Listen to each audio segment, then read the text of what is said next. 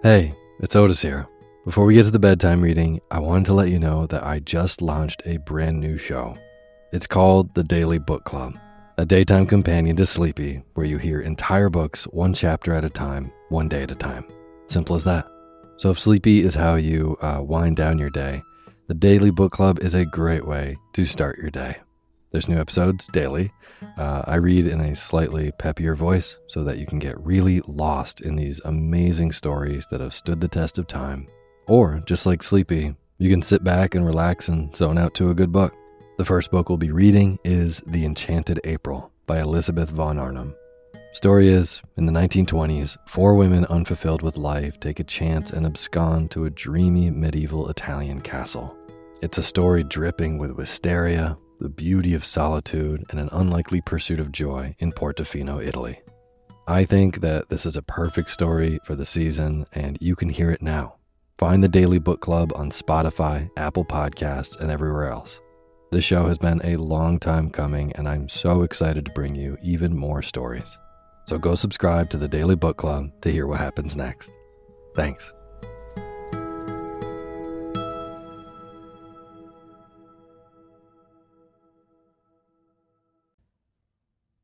Hey, my name's Otis Gray, and you're listening to Sleepy.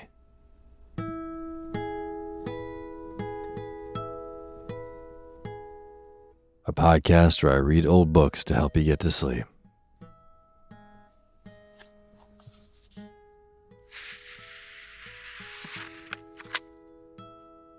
I've got a really lovely November bedtime story for you tonight that I think you're really going to like.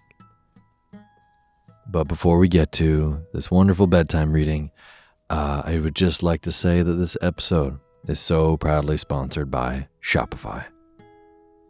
If you have a business like me, or if you've been wanting to start your own business, Shopify helps you do just that. And nobody does it better. They're the most used checkout service on the planet. Their Shop Pay feature boosts conversions to 50%, meaning way less left in the cart and more sales for you. It is simply the best business behind the business, and it's a perfect partner no matter what stage of your business you're in. When I first started this show, I really wanted to bring awesome deals for great products to Sleepy listeners specifically, and I didn't know where to start. So I just started on my own, and it was messy, but I started to get things done. And over the years, I got good enough at it where now I have people and tools to help me streamline all of that legwork I was doing in the beginning, leaving me more time to do the things that I love in life, like reading these books to you. Well, Shopify helps you run your business the right way so you can live your life the way you want. So upgrade your business and get the same checkout as some of the most successful companies in the world.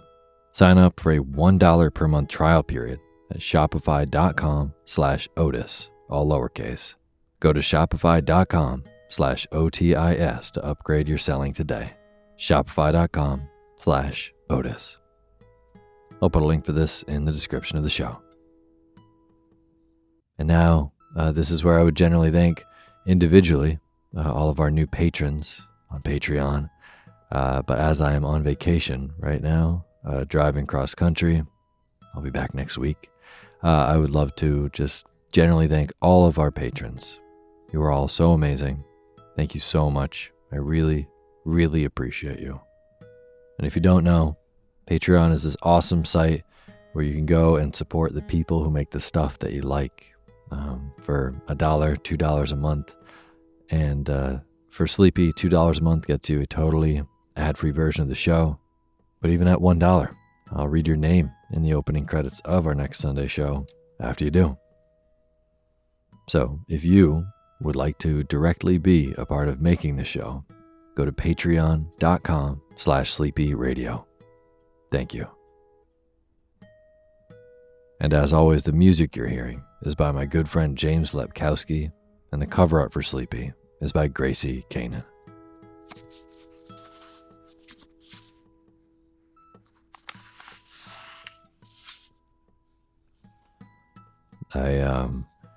I never think that I'm going to be ready for it.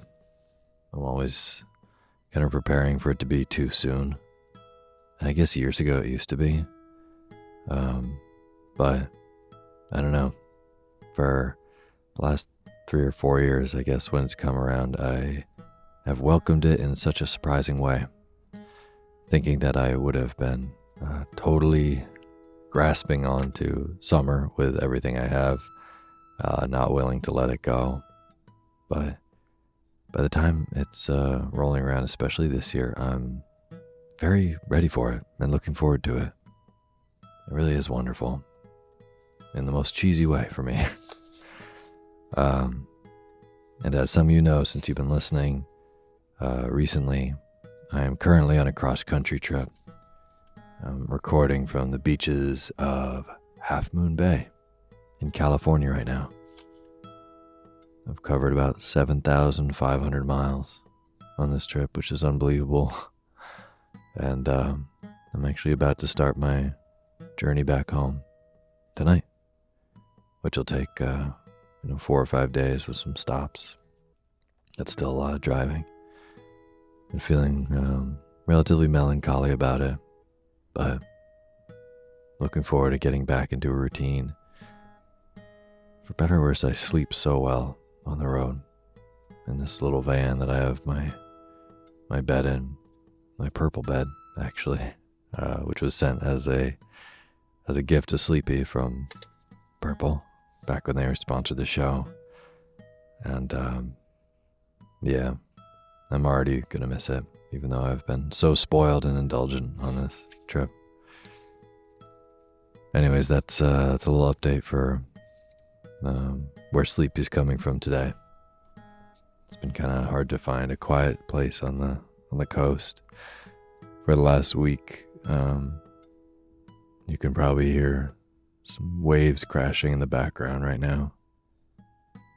Tide is high today, and it's gorgeous out. But anyways, while I'm on the beach, I figured I would bring you this story of Magnificent Obsession by Lloyd C. Douglas. And now is the time for you to fluff up your pillow just how you like it. Feel yourself melt into your bed. Get real comfortable. Close your eyes. And let me read to you.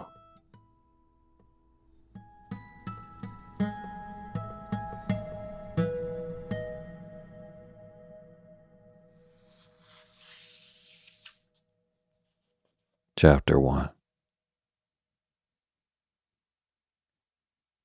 It had lately become common chatter at Brightwood Hospital, better known for 300 miles around Detroit as Hudson's Clinic, that the chief was all but dead on his feet. The whole place buzzed with it.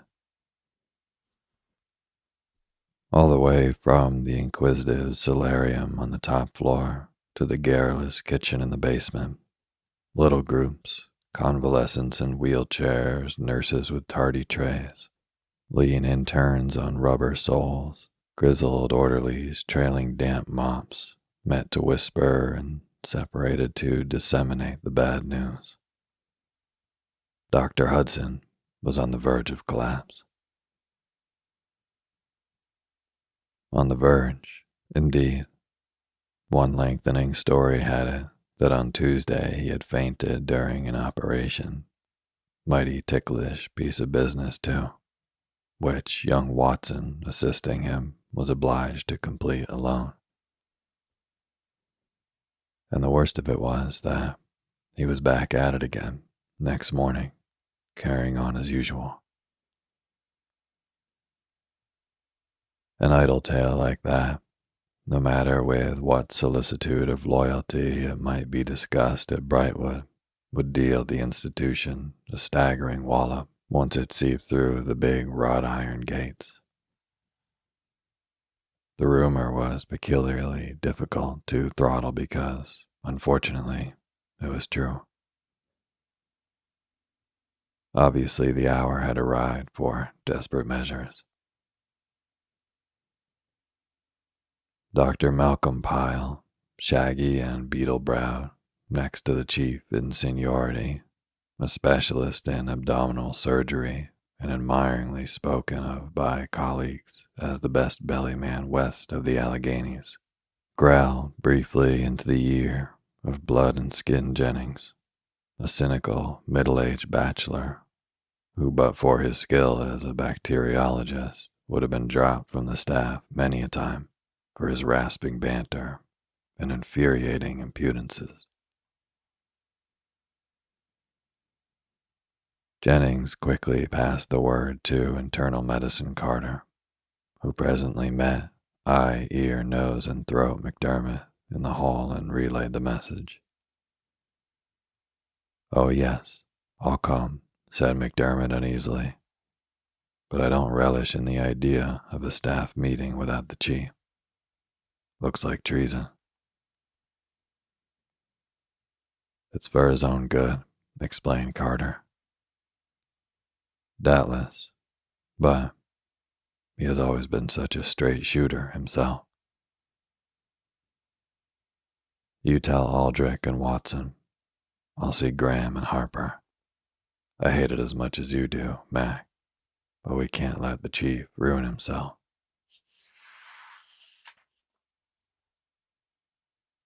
Seeing that tomorrow was Christmas and this was Saturday well past the luncheon hour, by the time Pyle had tardily joined them in the superintendent's office, each of the 8, having abandoned whatever manifestation of dignified omniscience constituted his bedside manner, was snappishly impatient to have done with this unpleasant business and be off.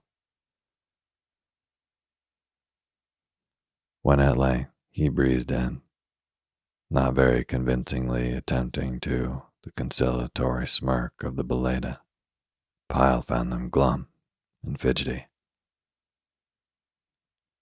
Carter, savagely reducing to shavings what remained of a pencil, Aldrich rattling the pages of his engagement book, McDermott meticulously pecking at diminutive bits of lint on his coat sleeve, Watson ostentatiously shaking his watch at his ear, Graham drumming an exasperating tattoo on Nancy Ashford's desk, and the others pacing about like hungry panthers.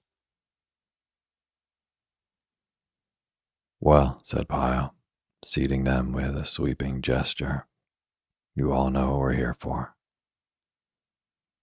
"Absolutely," drawled Jennings. "The old boy must be warned." "At once," snapped Graham. "I'll say," muttered McDermott.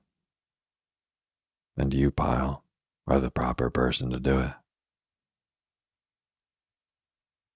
Anticipating a tempestuous rejoinder, Jennings hastened to defend himself against the impending din by noisily pounding out his pipe on the rim of Mrs. Ashford's steel wastebasket, a performance she watched with sour interest. "Where do you get that old boy stuff, Jennings?" demanded Pyle, projecting a fierce, myopic glare at his pestiferous crony. "He's not much older than you are." Watson tilted his chair back on its hind legs, cautiously turned his red head in the direction of Carter, seated next to him, and slowly closed one eye. This was going to be good. "Dr. Hudson was 46 last May," quietly volunteered the superintendent without looking up. "You ought to know," conceded Jennings dryly. She met his rough insinuation with level, unacknowledging eyes. "May 25th, she added. "Thanks so much." That point settled then. But all the same, he wasn't a day under 146 when he slumped out of his operating room this morning, haggard and shaky. "It's getting spread about, too," complained Carter. "Take it up with him, Dr. Pyle," wheedled McDermott. "Tell him we all think he needs a vacation, a long one." Pyle snorted contemptuously and aimed a bushy eyebrow at him. Humph, that's good. Tell him we all think, eh? It's a mighty careless, offhand damn that Hudson would give for what we all think. Did you ever? He pointed a bony finger at the perspiring McDermott. Did you ever feel moved to offer a few comradely suggestions to Dr. Wayne Hudson relative to the better management of his personal affairs? McDermott rosily hadn't, and Pyle's dry voice crackled again. As I thought. That explains how, with so little display of emotion, you can advise somebody else to do it. You see, my son, he dropped his tone of raillery and became sincere. We're dealing here with an odd number. Nobody quite like him in the world, full of funny crotchets. In a psychiatric clinic, which this hospital is going to be shortly, with the entire staff in straitjackets, some of Hudson's charming little idiosyncrasies could be brutally referred to as clean-cut psychoses. The silence in Mrs. Ashford's office was tense. Pyle's regard for the chief was known to be but little short of idolatry. What indeed was he preparing to say? Did he actually believe that Hudson was off the rails? Now, don't misunderstand, he went on quickly, sensing their amazement. Hudson's entitled to all his whimsies. So far as I am concerned, he has earned the right to his flock of phantoms. He is a genius, and whosoever loveth a genius is out of luck with his devotion, except he beareth all things, endureth all things, suffereth long, and is kind. Not like sounding brass, interpolated Jennings piously. Apropos of brass, growled Pyle. But no matter. We all know that the chief is the most important figure in the field of brain surgery on this continent. But he did not come to that distinction by accident. He has toiled like a slave in a mill. His specialty is guaranteed to make a man moody. Counts himself lucky if he can hold down his mortality to 50%. What kind of a mentality would you have, shifting his attention to Jennings, who grinned amiably, if you lost half your cases? They'd soon have you trussed in a big tub of hot water, feeding you through the nose with a syringe. You spoke of the chief's psychoses, interrupted McDermott, approaching the dangerous word hesitatingly. Did you mean that? Literally? Pyle pursed his lips and nodded slowly. Yes, literally. One of his notions, by far the most alarming of his legion, in so far as the present dilemma is affected, has to do with his curious attitude toward fear. He mustn't be afraid of anything. He must live above fear. That is his phrase. You would think, to hear his prattle, that he was a wealthy and neurotic old lady trying to graduate from theosophy into Bahaism. What's Bahaism?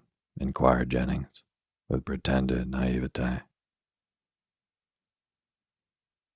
Hudson believes, continued Pyle, disdainful of the annoyance, that if a man harbors any sort of fear, no matter how benign and apparently harmless, it percolates through all his thinking, damages his personality, makes him landlord to a ghost. For years, He has been so consistently living above fear. Fear of slumping, fear of the natural penalties of overwork, fear of the neural drain of insomnia. Haven't you heard him discoursing on the delights of reading in bed to 3 o'clock?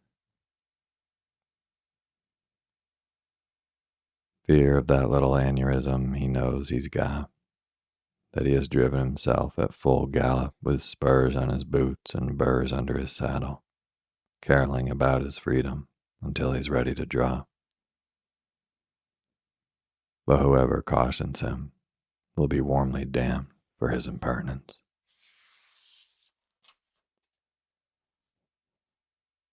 Pyle had temporarily run down, and discussion became general.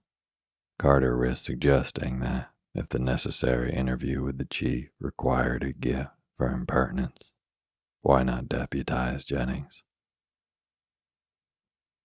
Aldrich said it was no time for kidding.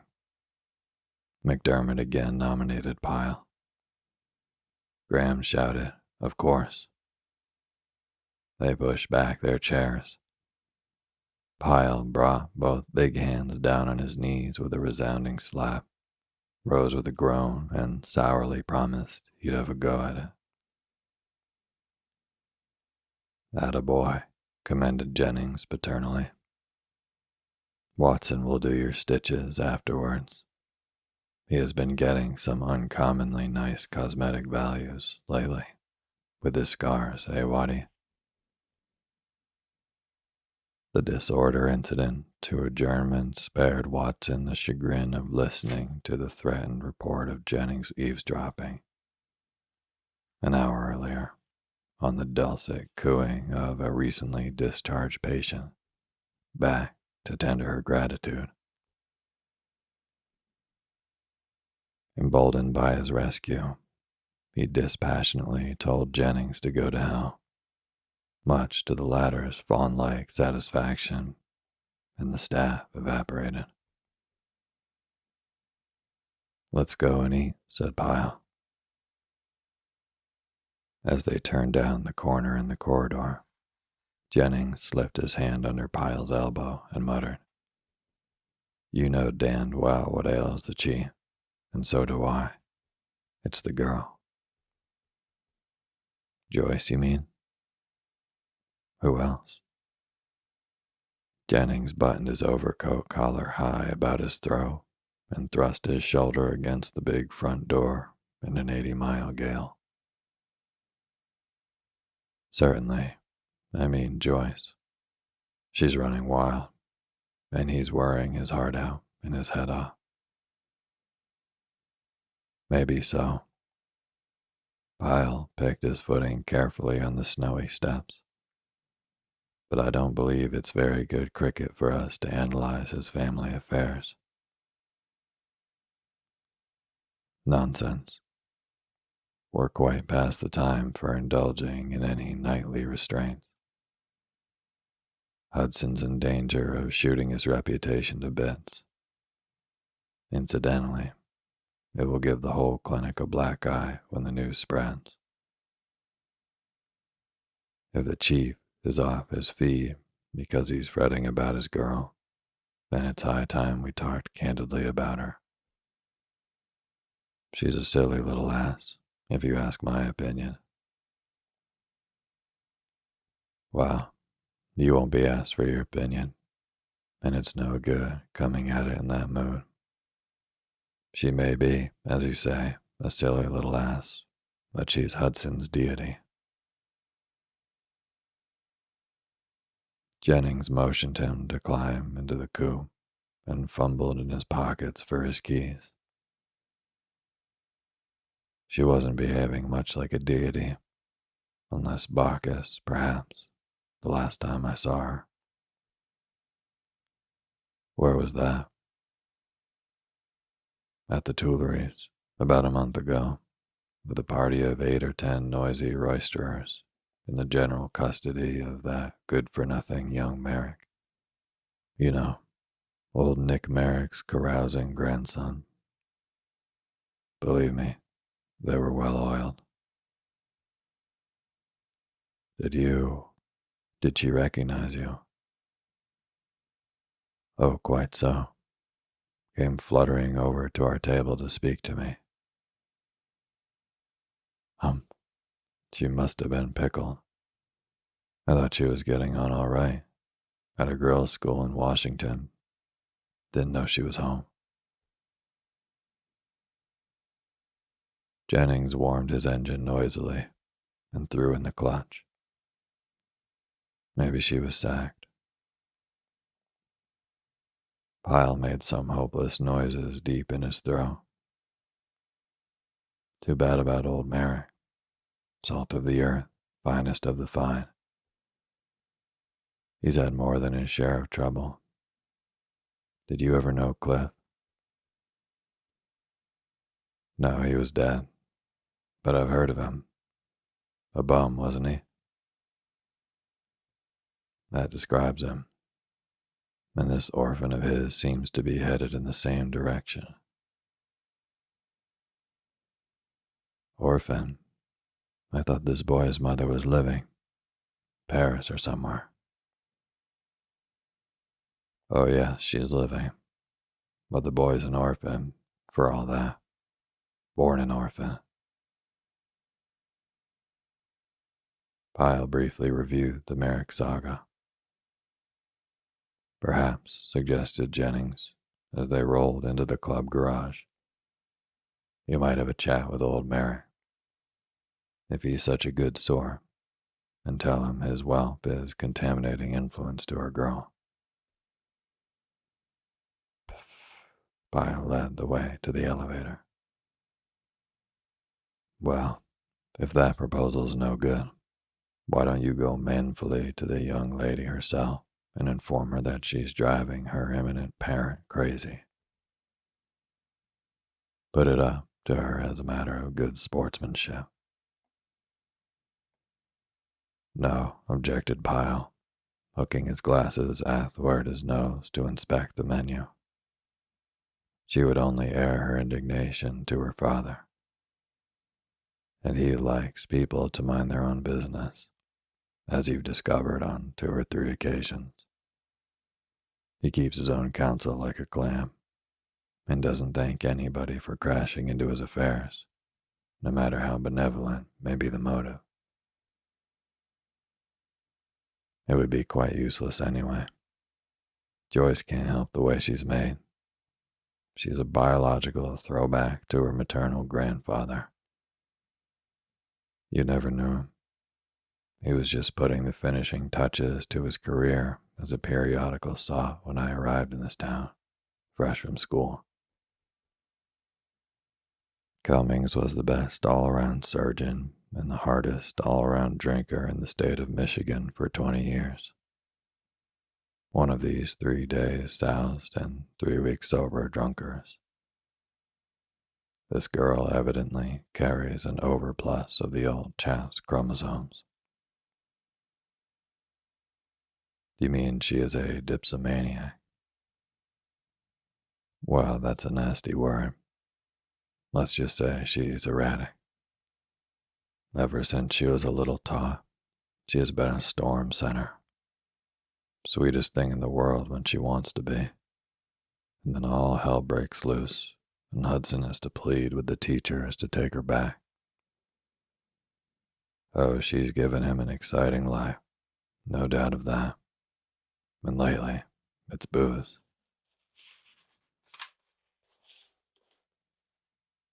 Hudson knows about that part of it, of course. I presume so. How could he help it? She makes no secret of it. At all events, she's no hypocrite. Jennings sighed. Rather unfortunate she has this one embarrassing virtue, isn't it? But, that being the case, I dare say she'll have to go to the devil at her own speed. We must persuade Hudson, however, to clear out and take a long leave of absence. He can take her along. Lay it on with a heavy hand, Pyle. Be utterly ruthless. Tell him it affects us all. That ought to fetch him. I never knew anybody quite so sensitive to the welfare of other people. Save that card for the last trick. Tell him if he doesn't clear out for a while, he will do up the rest of us.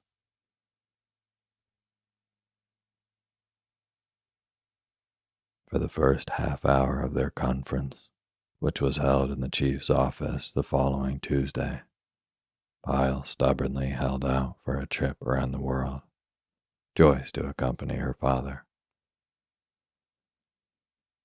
Indeed, the idea had seemed so good that he had armed himself with a portfolio of attractive cruise literature. He had even made out an intriguing itinerary. Hawaii, Tahiti, ukuleles. Pyle was a confirmed landlubber, with a dangerously suppressed desire to lie on his back, pleasantly jingled under a trans-equatorial palm, listening to the soft vowels of grown-up children unspoiled by civilization. The Mediterranean countries. 6 months of hobnobbing with brain specialists in Germany. The latter item had been included as a particularly tempting bait. Hudson had often declared he meant to do that someday. The chief listened preoccupiedly, tried to seem grateful, tried to seem interested. But as Pyle rumbled on with the sales talk, the big man grew restless, refilled his fountain pen, rearranged his papers in neater piles, had much difficulty hunting a matchbox. Then he shook his head, smiling. No, much as he appreciated Pyle's friendly concern, he wasn't going around the world, not just now. Of course, he had been sticking at it too steadily. Lately, he had had it on his mind to build a little shack in some out-of-the-way place, not too far off, and put in there from Friday afternoon to Tuesday morning, at least in decent weather.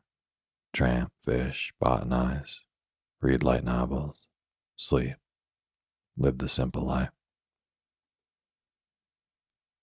He would begin plans on such a place at once. Spring would be along soon.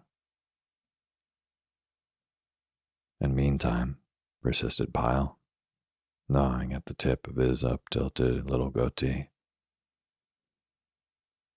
Hudson rose, slammed a drawer shut with a bang, swung a leg over the corner of his desk, folded his arms tightly, and faced his counselor with a mysterious grin.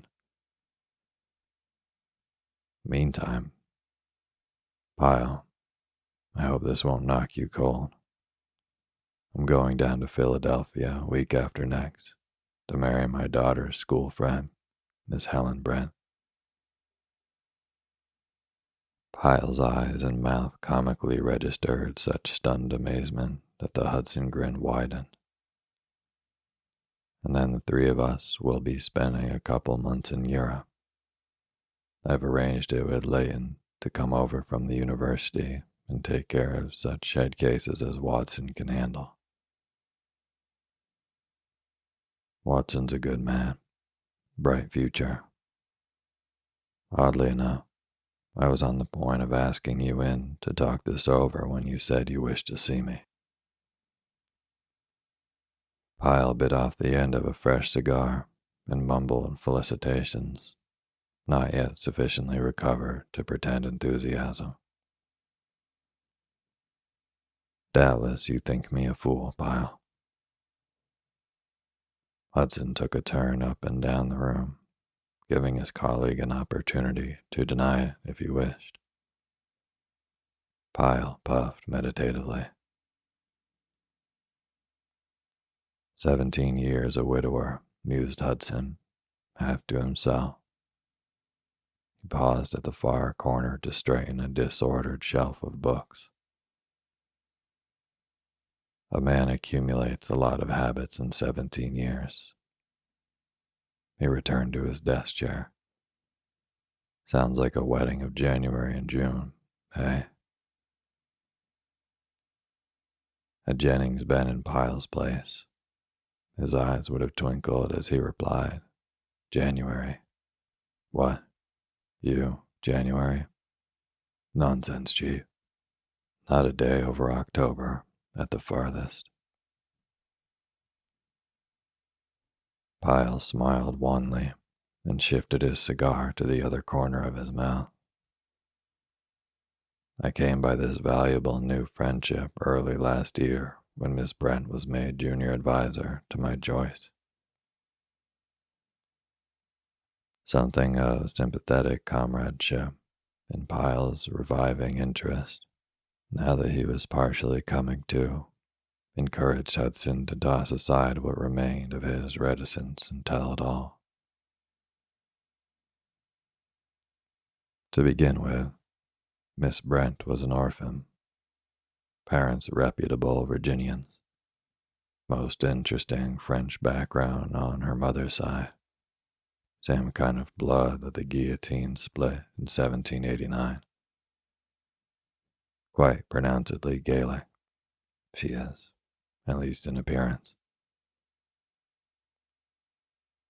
Jennings, had he been there, would have been audacious enough to suggest, slyly chuckling, oh, in that case we should amend June to July. Then he would have watched the chief's face intently.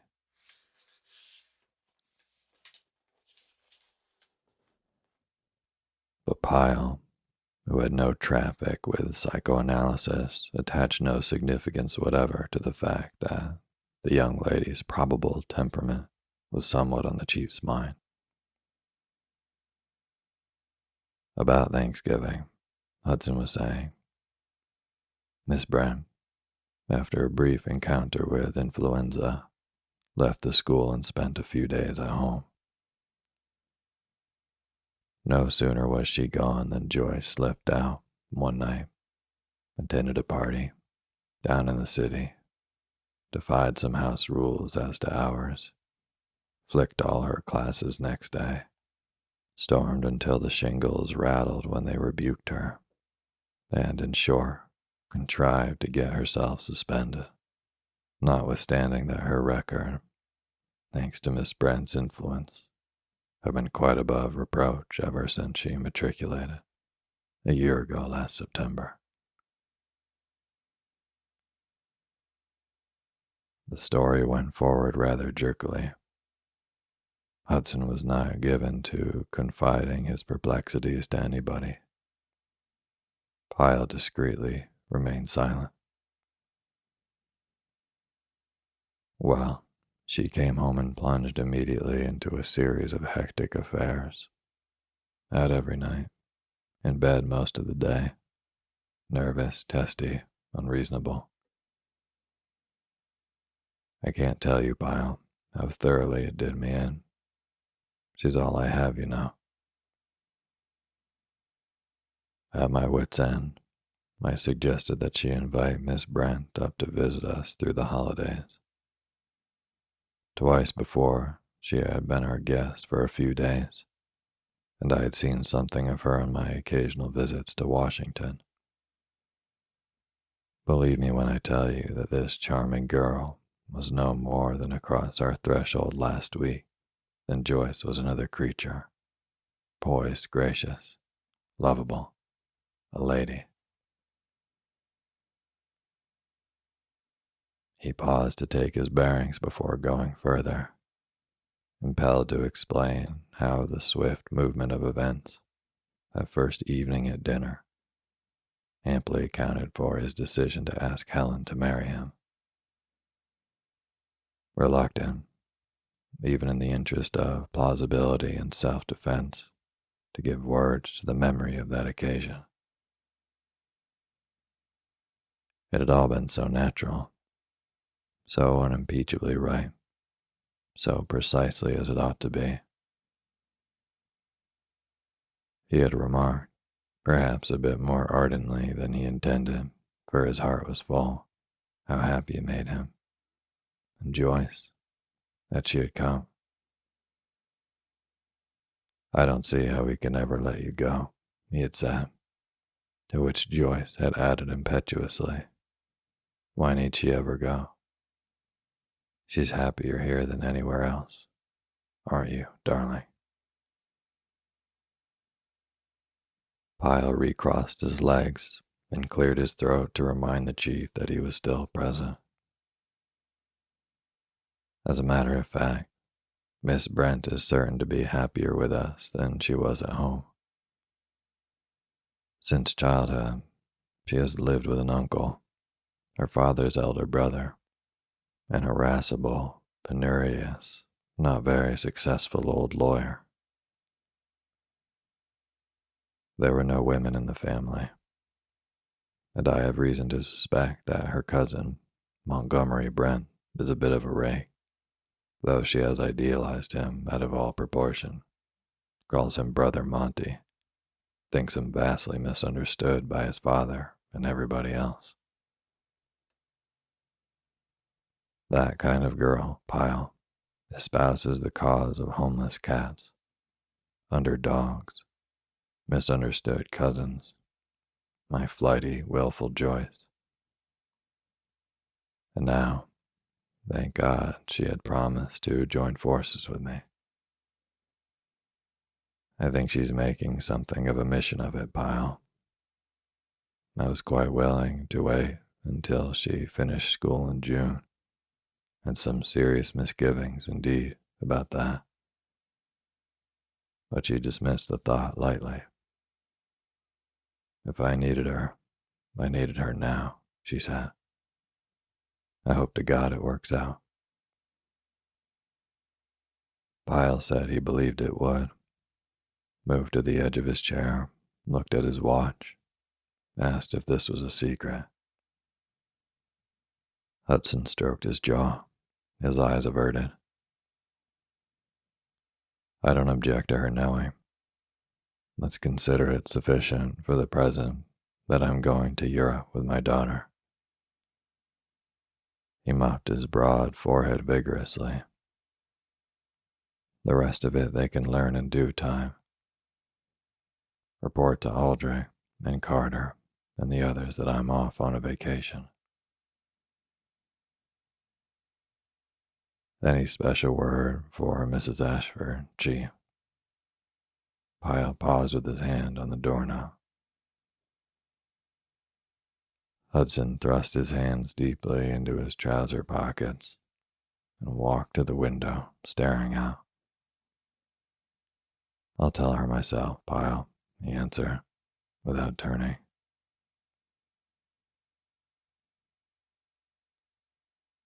Dr. Hudson named his isolated retreat Flint Ridge. It was quite remote from the beaten trail of travel.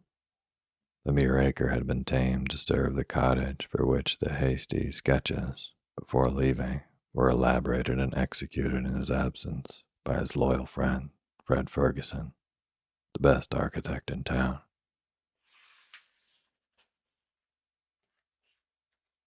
It was an inhospitable bit of country thereabouts, sheer cliffs descending abruptly to the black water. A long flight of wooden steps led to the little boathouse and adjacent wharf. Had discouraged such colonization as had long since been developed the western shore, 2 miles distant. Deformed pines clawed at the rocks, sighing of their first thirst in summer, shrieking of nakedness in winter. Almost from the first, Flint Ridge never knew certainly, for there was no telephone, when its master would appear for a weekend. It anticipated, made forecasts, baked ineffable angel food cakes, caught vast quantities of minnows for bait, and held itself in instant readiness to welcome the big man with the ruddy face. Just a shade too ruddy, any heart diagnostician could have told him. Silver white hair gray eyes with deep crow's feet, and expressive hands eloquent of highly developed dexterity. When and if he came, it would be on Saturday, late afternoon. Once only had he brought Joyce and Helen. Strangers passing them presumed they were both his daughters, but that was merely temporizing with his promise to seek a retreat. And he now needed days off, if ever, for his young wife's gregarious disposition and charming hospitality had multiplied his social obligations in the city. How easily she had adjusted herself to his moods. How proud she was of her, not quite so much for her exotic beauty, as because of her exquisiteness of personal taste and the tact with which she met the rather exacting problems of fitting neatly and quickly into his circle of mature acquaintances. It delighted him that she chose the right word, wore the right costume, intuitively knew how to manage a dinner party without seeming concerned as to what misadventures might have occurred in the kitchen. Yes, the affair was working out. How often he used that phrase. Immeasurably better than he had dared hope. Even the women liked her. They had accepted her on approval at first, but when it became evident that she had no intention of taking on airs because their grizzled spouses fluttered about her with the broad compliments privileged at 50 addressing 25, they admitted she was a dear. But, however pleasant it was for Hudson to know his wife's growing popularity, certified to by the increasing volume of their social activities, his new duties contributed little to the reinvigoration of that fatigued aorta which had worried Pyle. The chief's in better fettle, think, said Jennings. Temporarily, conceded Pyle. But you don't mend an aneurysm with late dinners 3 a week. I'm afraid he'll crash one of these days. Not infrequently, some visiting colleague, for Brightwood now not only attracted patients from afar, but had become a mecca for the ambitious in the field of brain surgery, would be driven out into the country to rusticate for a day or two. They seemed singularly alike, these brain tinkers from otherwhere, moody, abstracted men in their late 40s and early 50s, most of them seldom smiling, ungifted with small talk, not unusually inclined to be somewhat gruff.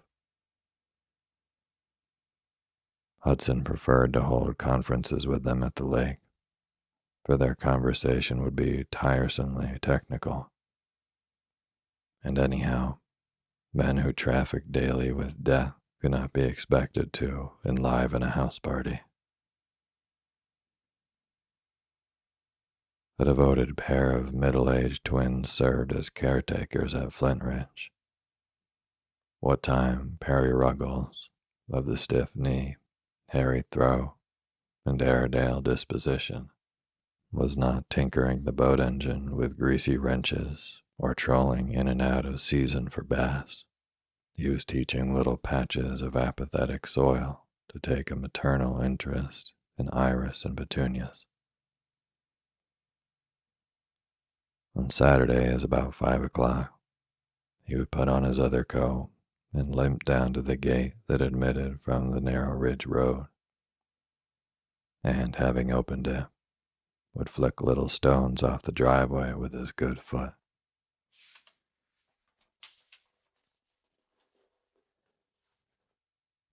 Martha, his buxom sister, wrought ingenious quilts, concealed from the taciturn Perry the vandalisms of an impertinent, bottle-fed fawn.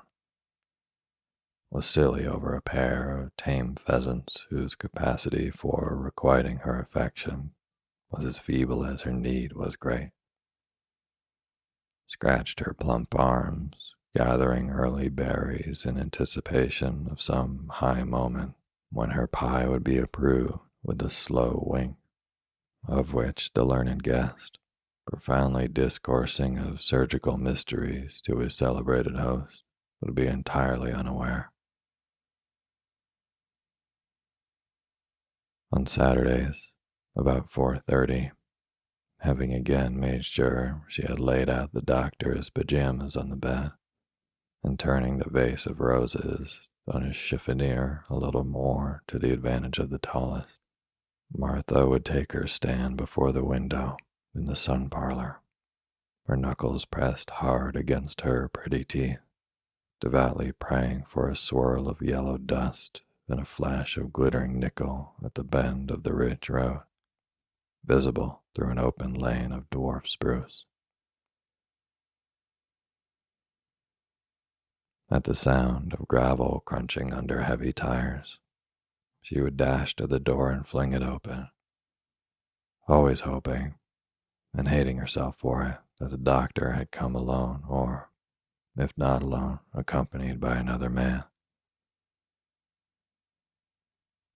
She had been uneasy, abashed, and awkward in the presence of young Mrs. Hudson, whose beauty had stirred remembrance of a certain pre-Christmas shopping excursion when she was 9.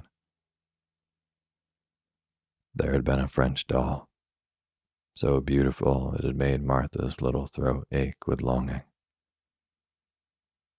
Her wistful eyes had gushed sudden tears, and she had put out a hand, tentatively. "No, dear," her mother had cautioned.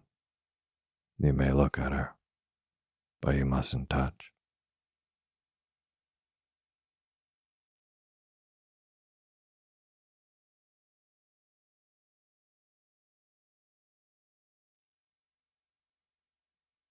Thank you for listening to Sleepy. Good night. Hey, Otis here. If you're listening to Sleepy, you clearly love podcasts that are going to help you get a good night's rest.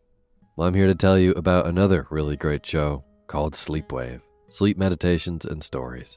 This is a really great immersive podcast full of original sleep meditations and bedtime stories, hosted by award-winning voice actress and meditation enthusiast Carissa Vacker.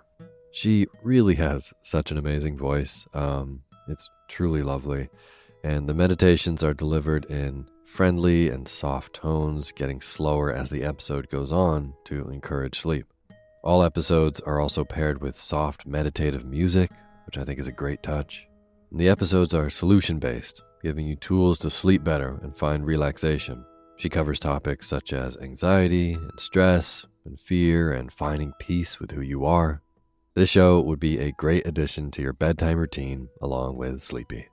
So go subscribe to Sleepwave now wherever you listen to podcasts and start listening for free today. Just search Sleepwave on your favorite podcast app and unwind with Carissa tonight. Thanks. Sweet dreams. Hey, it's Otis here. Before we get to the bedtime reading, I wanted to let you know that I just launched a brand new show. It's called The Daily Book Club, a daytime companion to Sleepy where you hear entire books one chapter at a time, one day at a time. Simple as that. So if Sleepy is how you wind down your day, The Daily Book Club is a great way to start your day. There's new episodes daily. I read in a slightly peppier voice so that you can get really lost in these amazing stories that have stood the test of time. Or, just like Sleepy, you can sit back and relax and zone out to a good book. The first book we'll be reading is The Enchanted April by Elizabeth von Arnim. Story is, in the 1920s, 4 women unfulfilled with life take a chance and abscond to a dreamy medieval Italian castle. It's a story dripping with wisteria, the beauty of solitude, and an unlikely pursuit of joy in Portofino, Italy. I think that this is a perfect story for the season, and you can hear it now. Find the Daily Book Club on Spotify, Apple Podcasts, and everywhere else. The show has been a long time coming, and I'm so excited to bring you even more stories. So go subscribe to the Daily Book Club to hear what happens next. Thanks.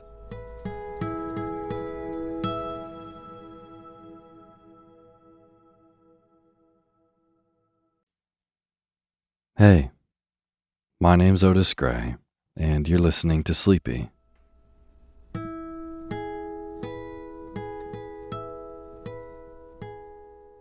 A podcast where I read old books to help you get to sleep.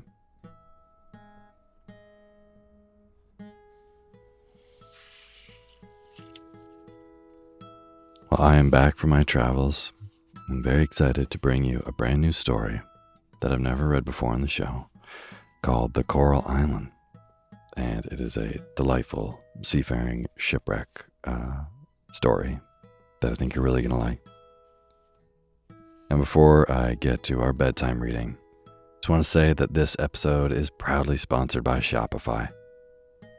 If you have a business or you've been wanting to start your own business, Shopify helps you do your thing. Nobody does it better. Shopify has the most used checkout service on the planet.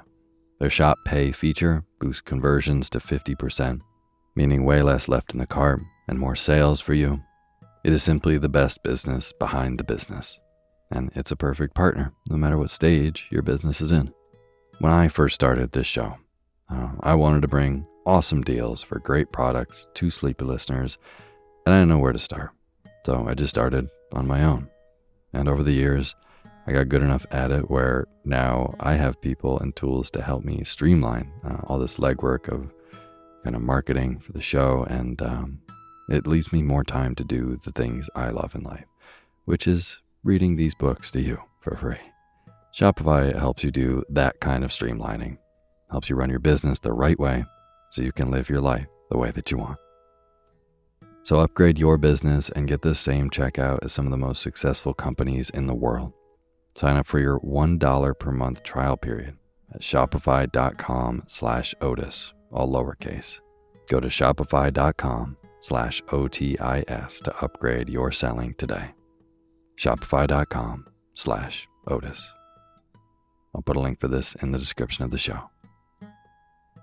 And now, I would just like to personally thank some of the many new patrons that have signed up in the last 5 weeks since I've been on the road.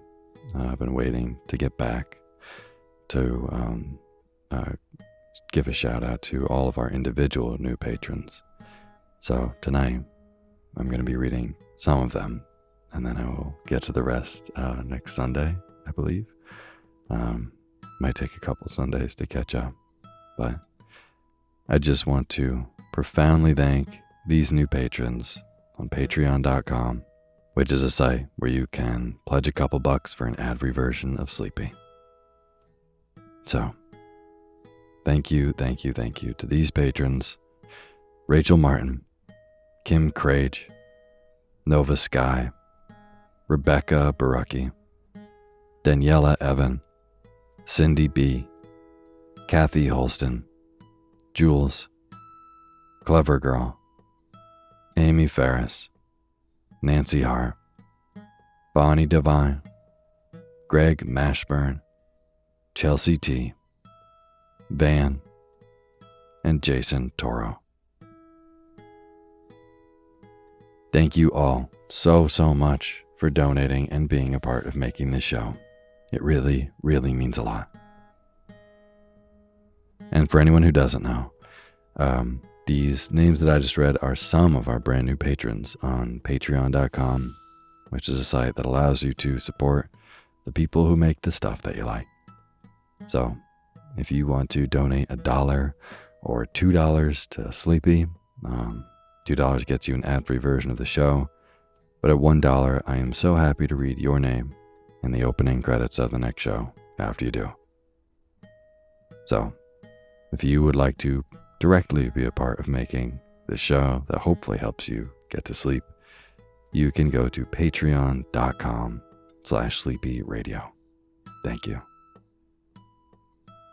And as always, the music you're hearing is by my good friend James Lepkowski, and the cover art for Sleepy is by Gracie Kanan.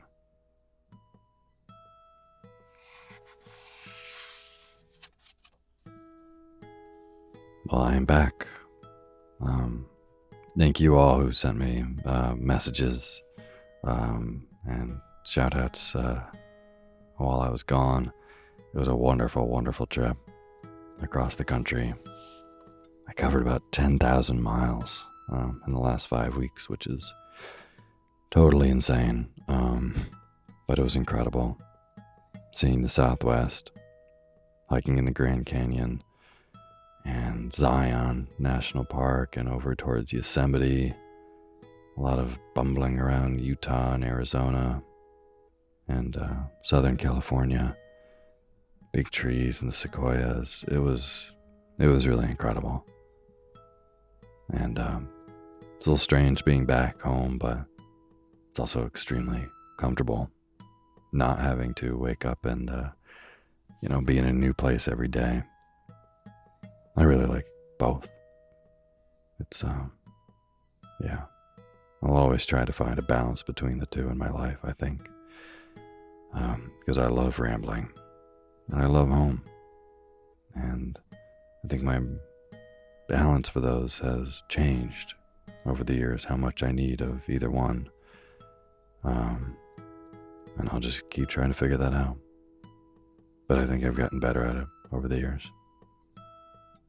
And now, I'm excited for the holidays. Family, Thanksgiving, Christmas. I'm excited to bring you these new bedtime stories that are going to be a little bit cozier in nature than our spooky October readings. And tonight, I'm going to be reading a seafaring shipwreck novel for you, or at least the beginning of it.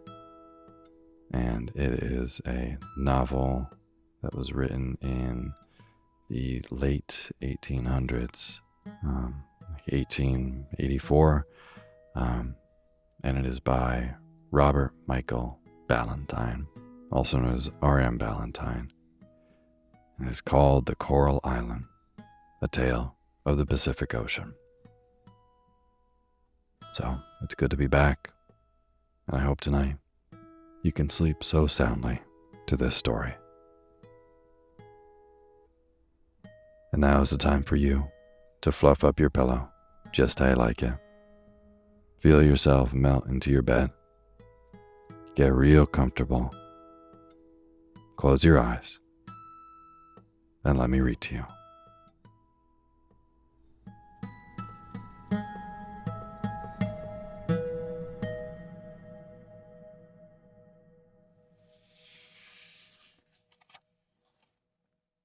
Chapter 1.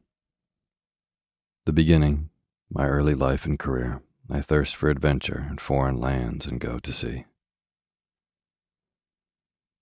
Roving has always been, and still is, my ruling passion, the joy of my heart, the very sunshine of my existence.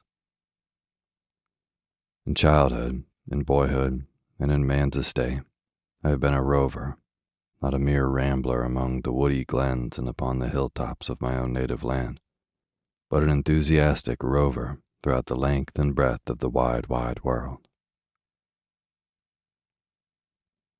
It was a wild, black night of howling storm, the night in which I was born on the foaming bosom of the broad Atlantic Ocean. My father was a sea captain. My grandfather was a sea captain. My great-grandfather had been a Marine.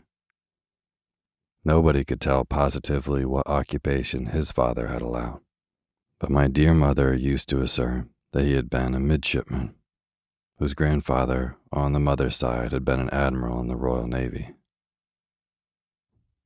At any rate, we knew that, as far back as our family could be traced, it had been intimately connected with the great watery waste. Indeed, this was the case on both sides of the house, for my mother always went to sea with my father on his long voyages, and so spent the greater part of her life upon the water. Thus it was, I suppose, that I came to inherit a roving disposition. Soon after I was born, my father, being old, retired from a seafaring life, purchased a small cottage in a fishing village on the west coast of England, and settled down to spend the evening of his life on the shores of that sea, which had for so many years been his home.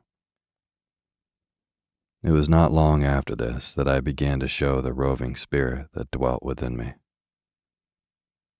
For some time past, my infant legs had been gaining strength, so that I came to be dissatisfied with rubbing the skin off my chubby knees and walking on them, and made many attempts to stand up and walk like a man. All of which attempts, however, resulted in my sitting down violently and in sudden surprise. One day I took advantage of my dear mother's absence to make another effort, and to my joy, I actually succeeded in reaching the doorstep, over which I tumbled into a pool of muddy water that lay before my father's cottage door. Ah, how vividly I remember the horror of my poor mother when she found me sweltering in the mud amongst a group of cackling ducks, and the tenderness with which she stripped off my dripping clothes and washed my dirty little body. From this time forth, my rambles became more frequent, and as I grew older, more distant, until at last I had wandered far and near on the shore and in the woods around our humble dwelling, and did not rest content until my father bound me apprentice to a coasting vessel and let me go to sea. For some years I was happy in visiting the seaports and in coasting along the shores of my native land. My Christian name was Ralph, and my comrades added to this the name of Rover, in consequence of the passion which I always evinced for traveling. Rover was not my real name, but as I never received any other, I came at last to answer to it as naturally as to my proper name. And as it is not a bad one, I see no good reason why I should not introduce myself to the reader as Ralph Rover. My shipmates were kind, good-natured fellows, and they and I got on very well together. They did indeed very frequently make game of and banter me, but not unkindly, and I overheard them sometimes saying that Ralph Rover was a queer, old-fashioned fellow. This, I must confess, surprised me much, and I pondered the saying long, but could come at no satisfactory conclusion as to that wherein my old-fashionedness lay. It is true I was a quiet lad, and seldom spoke except when spoken to. Moreover, I never could understand the jokes of my companions, even when they were explained to me, which dullness and apprehension occasioned me much grief. However, I tried to make up for it by smiling and looking pleased when I observed that they were laughing at some witticism which I had failed to detect. I was also very fond of inquiring into the nature of things and their causes, and often fell into fits of abstraction while thus engaged in my mind. But in all this I saw nothing that did not seem to be exceedingly natural, and could by no means understand why my comrades should call me an old-fashioned fellow.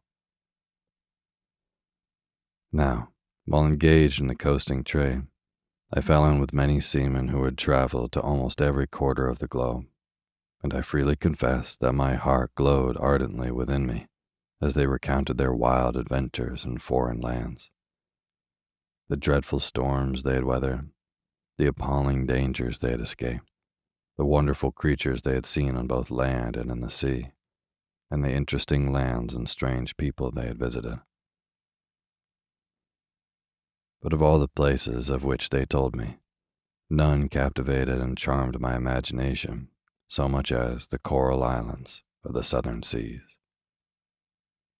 They told me of thousands of beautiful, fertile lands that had formed by a small creature called the coral insect, where summer reigned nearly all the year round, where the trees were laden with a constant harvest of luxuriant fruit, where the climate was almost perpetually delightful. Yet where, strange to say, men were wild and bloodthirsty, excepting in those favored isles to which the gospel of our Savior had been conveyed. These exciting accounts had so great an effect upon my mind and when I reached the age of 15, I resolved to make a voyage to the South Seas. I had no little difficulty at first in prevailing on my dear parents to let me go.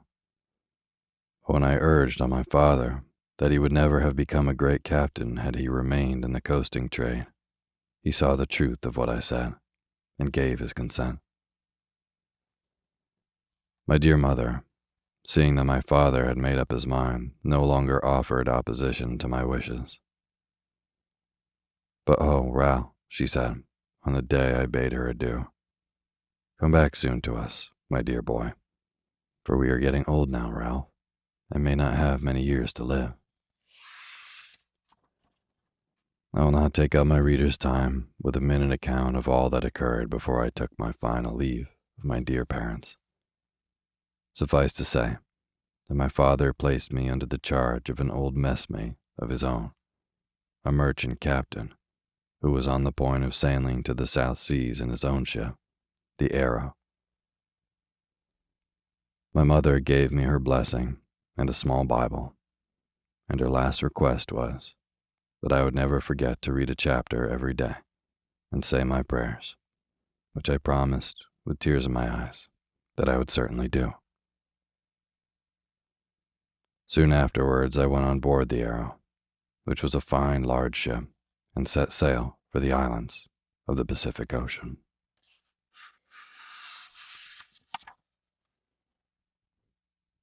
Chapter 2. The Departure, the Sea, My Companions, Some Account of the Wonderful Sights We Saw in the Great Deep, a Dreadful Storm, and a Frightful Wreck. It was a bright, beautiful, warm day when our ship spread her canvas to the breeze and sailed for the regions of the south. Oh, how my heart bounded with delight as I listened to the merry chorus of the sailors while they hauled at the ropes and got in the anchor. The captain shouted, the men ran to obey, the noble ship bent over to the breeze, and the shore gradually faded from my view, while I stood looking on with a kind of feeling that the whole was a delightful dream. The first thing that struck me as being different from anything I had yet seen during my short career on the sea was the hoisting of the anchor on deck and lashing it firmly down with ropes, as if we had now bid adieu to the land forever and would require its services no more. "There, lass," cried a broad-shouldered jack-tar, giving the fluke of the anchor a hearty slap with his hand after the housing was completed. "There, lass, take a good nap now, for we shan't ask you to kiss the mud again for many a long day to come." And so it was. That anchor did not kiss the mud for many long days afterwards, and when at last it did, it was for the last time. There were a number of boys in the ship, but two of them were my special favorites. Jack Martin was a tall, strapping, broad-shouldered youth of 18, with a handsome, good-humored, firm face. He had had a good education, was clever and hearty and lion-like in his actions, but mild and quiet in disposition. Jack was a general favorite and had a peculiar fondness for me. My other companion was Peterkin Gay. He was little, quick, funny, decidedly mischievous, and about 14 years old. But Peterkin's mischief was almost always harmless, else he could not have been so much beloved as he was. "Hello, youngster," cried Jack Martin, giving me a slap on the shoulder, the day I joined the ship. "Come below and I'll show you your berth.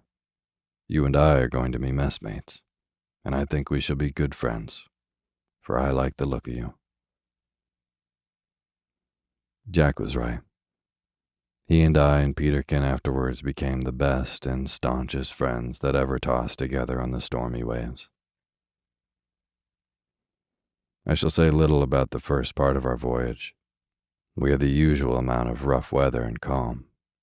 Also, we saw many strange fish rolling in the sea, but I was greatly delighted one day by seeing a shoal of flying fish dart out of the water and skim through the air about a foot above the surface. They were pursued by dolphins, which feed on them, and one flying fish in its terror flew over the ship, struck on the rigging, and fell upon the deck. Its wings were just fins elongated, and we found that they could never fly far at a time, and never mounted into the air like birds, but skimmed along the surface of the sea. Jack and I had it for dinner, and found it remarkably good. When we approached Cape Horn, at the southern extremity of America, the weather became very cold and stormy, and the sailors began to tell stories about the furious gales and dangers of the terrible Cape. Cape Horn, said one, is the most horrible headland I ever doubled. I've sailed round it twice already, and both times the ship was almost blowed out of the water. And I've been round it once, said another, and that time the sails were split, and the ropes frozen in the blocks, so that they wouldn't work, and we was all but lost. And I've been round it 5 times, cried a third, and every time was worse than another. The gales was so tremendous. And I've been round it no times at all, cried Peterkin, with an impudent wink of his eye, and that time I was blowed inside out. Nevertheless, we passed the dreaded Cape without much rough weather, and in the course of a few weeks afterwards were sailing gently before a warm tropical breeze over the Pacific Ocean. Thus we proceeded on our voyage, sometimes bounding merrily before a fair breeze, at other times floating calmly on the glassy wave and fishing for the curious inhabitants of the deep, all of which, although the sailors thought little of them, were strange and interesting and very wonderful to me. At last we came along the coral islands of the Pacific, and I shall never forget the delight with which I gazed when we chanced to pass one, at the pure, white, dazzling shores, the verdant palm trees, which looked bright and beautiful in the sunshine. And often did we 3 long to be landed on one, imagining that we should certainly find perfect happiness there. Our wish was granted sooner than we expected. One night, soon after we entered the tropics, an awful storm burst upon our ship. The first squall of wind carried away 2 of our masts, and left only the foremast standing. Even this, however, was more than enough, for we did not dare to hoist a rag of sail on it. For 5 days the tempest raged in all its fury. Everything was swept off the decks, except one small boat. The steersman was lashed to the wheel, lest he should have been washed away, and we all gave ourselves up for lost. The captain said that he had no idea where we were, as we had been blown far out of our course, and we feared much that we might get among the dangerous coral reefs which are so numerous in the Pacific. At daybreak on the 6th morning of the gale, we saw land ahead. It was an island encircled by a reef of coral, on which the waves broke in fury. There was calm water within this reef, but we could only see one narrow opening into it. For this opening we steered, but ere we reached it, a tremendous wave broke on our stern, tore the rudder completely off, and left us at the mercy of the winds and waves. "It's all over with us now, lads," said the captain to the men. "Get the boat ready to launch. We shall be on the rocks in less than half an hour." The men obeyed in gloomy silence, for they felt that there was little hope of so small a boat living in such a sea. "Come, boys," said Jack Martin in a grave tone, to me and Peterkin, as we stood on the quarter deck awaiting our fate. "Come, boys. We 3 shall stick together. You see it is impossible that the little boat can reach the shore, crowded with men. It will be sure to upset. So I mean rather to trust myself to a large oar. I see through the telescope that the ship will strike at the tail of the reef, where the waves break into the quiet water inside. So if we manage to cling to the oar till it is driven over the breakers, we may perhaps gain the shore. What say you? Will you join me? We gladly agreed to follow Jack, for he inspired us with confidence, although I could perceive by the sad tone of his voice that he had little hope. And indeed, when I looked at the white waves that lashed the reef and boiled against the rocks as if in fury, I felt that there was but a step between us and death. My heart sank within me, but at that moment my thoughts turned to my beloved mother, and I remembered those words, which were among the last that she said to me. Ralph, my dearest child, always remember in the hour of danger to look to your Lord and Savior, Jesus Christ. He alone is both able and willing to save your body and soul. So I felt much comforted when I thought thereon. The ship was now very near the rocks. The men were ready with the boat, and the captain beside them giving orders, when a tremendous wave came towards us. We three ran towards the bow to lay hold of our oar, and had barely reached it when the wave fell on the deck with a crash like thunder.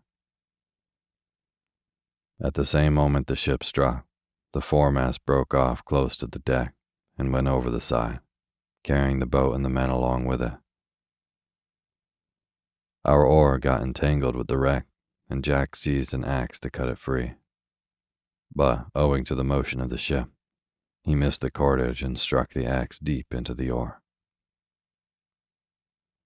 Another wave, however, washed it clear of the wreck. We all seized hold of it, and the next instant we were struggling in the wild sea. The last thing I saw was the boat whirling in the surf, and all the sailors tossed into the foaming waves. Then I became insensible. On recovering from my swoon, I found myself lying on a bank of soft grass, under the shelter of an overhanging rock, with Peterkin on his knees by my side, tenderly bathing my temples with water, and endeavoring to stop the blood that flowed from a wound in my forehead.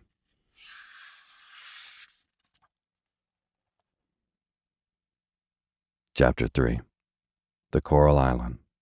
Our first cognitions after landing, and the result of them. We conclude that the island is uninhabited.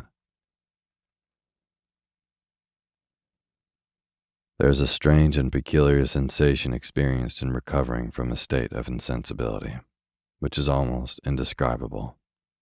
A sort of dreamy, confused consciousness, a half-waking, half-sleeping condition, accompanied with a feeling of weariness, which, however, is by no means disagreeable. As I slowly recovered and heard the voice of Peterkin inquiring whether I felt better, I thought that I must have overslept myself and should be sent to the masthead for being lazy. But before I could leap up in haste, the thought seemed to vanish suddenly away, and I fancied that I must have been ill. Then a balmy breeze fanned my cheek, and I thought of home, and the garden at the back of my father's cottage, with its luxuriant flowers, and the sweet-scented honeysuckle that my dear mother trained so carefully upon the trellis porch. But the roaring of the surf put these delightful thoughts to flight, and I was back again at sea, watching the dolphins and the flying fish, and reefing topsails off the wild and stormy Cape Horn. Gradually the roar of the surf became louder and more distinct. I thought of being wrecked far, far away from my native land, and slowly opened my eyes to meet those of my companion Jack, who with a look of intense anxiety was gazing into my face. "Speak to us, my dear Ralph," whispered Jack, tenderly. "Are you better now?" I smiled and looked up, saying, "Better? Why, what do you mean, Jack? I'm quite well." Then what are you shamming for, and frightening us in this way? Said Peterkin, smiling through his tears, for the poor boy had been really under the impression that I was dying. I now raised myself on my elbow, and putting my hand on my forehead, found that it had been cut pretty severely, and that I had lost a good deal of blood. Come, Ralph, said Jack, pressing me gently backward. Lie down, my boy. You're not right yet. Wet your lips with this water. It's cool and clear as crystal. I got from a spring close at hand. There now, don't say a word, hold your tongue, said he, seeing me about to speak. I'll tell you all about it, but you must not utter a syllable till you have rested well. Oh, don't stop him from speaking, Jack, said Peterkin, who, now his fears for my safety were removed, busied himself in erecting a shelter of broken branches in order to protect me from the wind, which, however, was almost unnecessary, for the rock beside which I had laid completely broke the force of the gale. Let him speak, Jack. It's a comfort to hear that he's alive, after lying there stiff and white and sulky for a whole hour, just like an Egyptian mummy. Never saw such a fellow as you are, Ralph. Always up to mischief. You've almost knocked out all my teeth, and more than half choked me, and now you go shamming dead. It's very wicked of you, indeed it is. While Peterkin ran on this style, my faculties became quite clear again, and I began to understand my position. What do you mean by saying I half choked you, Peterkin? Said I. What do I mean? Is English not your mother tongue? Or do you want me to repeat it in French, by way of making it clear? Don't you remember? I remember nothing, said I, interrupting him, after we were thrown into the sea. Hush, Peterkin, said Jack. You're exciting Ralph with all your nonsense. I'll explain it to you. You recollect that after the ship was struck, we three sprang over the bow into the sea. Well, I noticed that the oars struck your head and gave you that cut on your brow, which nearly stunned you, so that you grasped Peterkin round the neck without knowing apparently what you were about. In doing so, you pushed the telescope, which you clung to as if it had been your life, against Peterkin's mouth. Pushed it against his mouth, interrupted Peterkin. Say, crammed it down his throat. Why, there's a distinct mark of the brass rim on the back of my gullet at this moment. Well, be that as it may, continued Jack. You clung to him, Ralph, till I feared you really would choke him. But I saw that he had good hold of the oar, so I exerted myself to the utmost to push you towards the shore, which we luckily reached without much trouble, for the water inside the reef is quite calm. But the captain and the crew, what of them? I inquired anxiously. Jack shook his head. Are they lost? No, they are not lost, I hope, but I fear there is not much chance of their being saved. The ship struck at the very tail of the island on which we were cast. When the boat was tossed into the sea, it fortunately did not upset, although it chipped by a good deal of water, and all the men managed to scramble into it. But before they could get the oars out, the gale carried them past the point and away to leeward of the island. After we landed, I saw them endeavoring to pull towards us, but as they had only one pair of oars out of the 8 that belonged to the boat, and as the wind was blowing right in their teeth, they gradually lost ground. Then I saw them put about and hoist some sort of sail, a blanket, I fancy, for it was too small for the boat, and in half an hour they were out of sight. Poor fellows, I murmured sorrowfully. But the more I think about it, I have better hope of them, continued Jack in a more cheerful tone. You see, Ralph, I've read a great deal about these South Sea Islands, and I know that in many places they are scattered about in thousands over the sea, so they're almost sure to fall in with one of them before long. I'm sure I hope so, said Peterkin earnestly. But what has become of the wreck, Jack? I saw you clambering up the rocks there while I was watching Ralph. Did you say she had gone to pieces? No, she has not gone to pieces, but she has gone to the bottom, replied Jack. As I said before, she struck on the tail of the island and stove in her bow, but the next breaker swung her clear, and she floated away to leeward. The poor fellows in the boat made a hard struggle to reach her, but long before they came near her, she filled and went down. It was after she foundered that I saw them trying to pull to the island. There was a long silence after Jack ceased speaking, and I have no doubt that each was revolving in his mind our extraordinary position. For my part, I cannot say that my reflections were very agreeable. I knew that we were on an island, for Jack had said so. But whether it was inhabited or not, I did not know. If it should be inhabited, I felt certain, from all I had heard of South Sea Islanders, that we should be roasted alive and eaten. If it should turn out to be uninhabited, I fancied that we should be starved to death.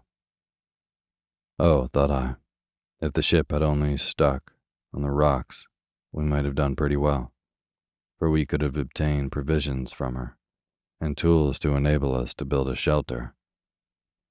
But now, alas, alas, we are lost. These last words I uttered aloud in my distress. Lost, Ralph? Exclaimed Jack, while a smile overspread his hardy countenance. Saved, you should have said. Your cogitations seem to have taken a wrong road and led you to a wrong conclusion. Do you know what conclusion I have come to? Said Peterkin. I have made up my mind that it's capital, first rate, the best thing that ever happened to us, and the most splendid prospect that ever lay before three jolly young tars. We've got an island all to ourselves. We'll take possession in the name of the king. We'll go and enter the service of its inhabitants. Of course, we'll rise naturally to the top of affairs. You shall be king, Jack, Ralph prime minister, and I shall be— The court jester, interrupted Jack. No, retorted Peterkin. I'll have no title at all. I shall merely accept a highly responsible situation under government. For you see, Jack, I'm fond of having an enormous salary and nothing to do. But suppose there's no one here? Then we'll build a charming villa and plant a lovely garden round it, stuck all full of the most splendiferous tropical flowers, and we'll farm the land, plant, sow, reap, eat, sleep, and be merry. But to be serious, said Jack, assuming a grave expression of countenance, which I observed always had the effect of checking Peterkin's disposition to make fun of everything. We are really in rather an uncomfortable position. If this is a deserted island, we shall have to live very much like wild beasts, for we have not a tool of any kind, not even a knife. Yes, we have that, said Peterkin, fumbling in his trouser pockets, from which he drew forth a small penknife with only one blade, and that was broken.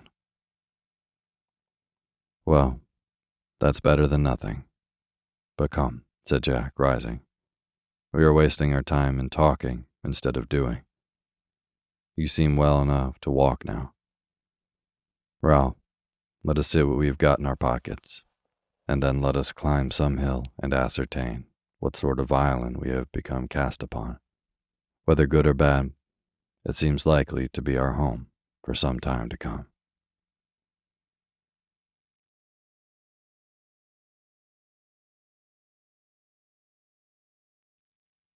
Thank you for listening to Sleepy. Good night. Hey, so if you're listening to Sleepy, I know that you love podcasts that help you go to bed and get a great night's rest. Well, if you're looking for even more snoozy content, I highly encourage you to check out the podcast, Nothing Much Happens, by a sleep co-conspirator of mine named Catherine Nicolai. She shares these original, mindfully crafted, conflict-free literature designed to lull you into a restful slumber. For over 6 years, Catherine has been helping listeners find peace and rest through her soothing stories. The show has over 150 million downloads, and it basically is a grown-up version of Mr. Rogers' Neighborhood, filled with interconnected stories that soothe and calm you. It is a fantastic show, and she puts so much work into making stories that are specifically crafted to put you to bed. So definitely go check out her show, Nothing Much Happens. You can find Nothing Much Happens anywhere you get your podcasts. Sweet dreams. Hey, my name's Otis Gray, and you're listening to Sleepy.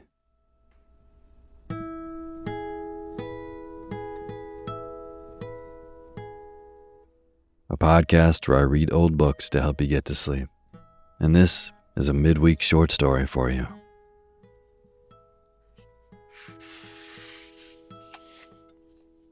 Tonight, I have a short story for you from one of my absolute favorite authors of all time, Edith Wharton, who I've read many times on the show and just can't get enough of. So before we get to this bedtime reading for you to sleep to, I just want to generally thank all of our amazing patrons on patreon.com, which is a website where you can pledge a couple bucks for an ad-free version of Sleepy. Thank you so much if you're a patron. You are incredible. And if you're hearing this and you have no idea what I'm talking about, Patreon is a website that lets you directly support people who make the stuff that you like.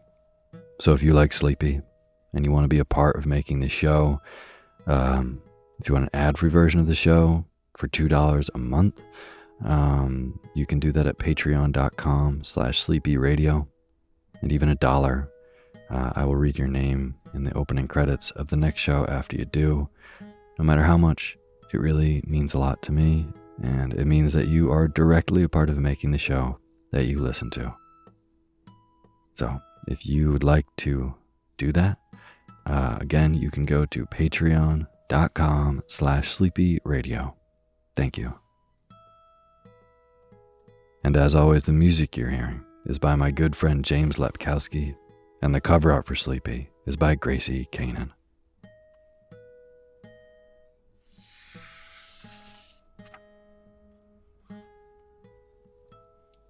And tonight, I have a story from Edith Wharton, and wow, her writing is just so unbelievably incredible. I love all her work.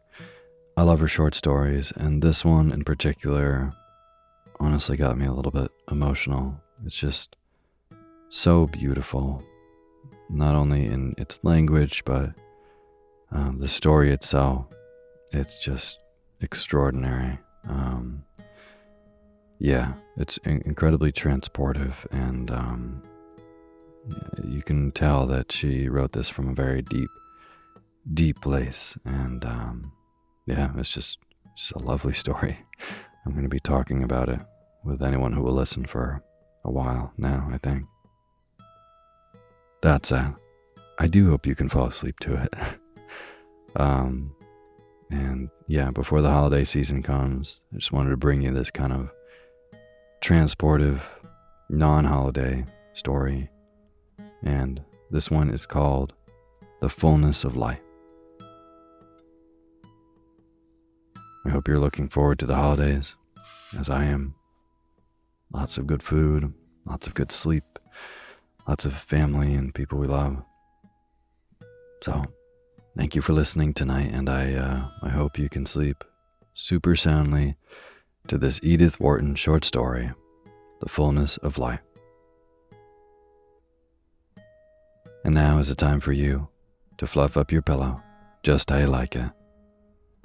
Feel yourself melt into your bed. Get real comfortable. Close your eyes and let me read to you.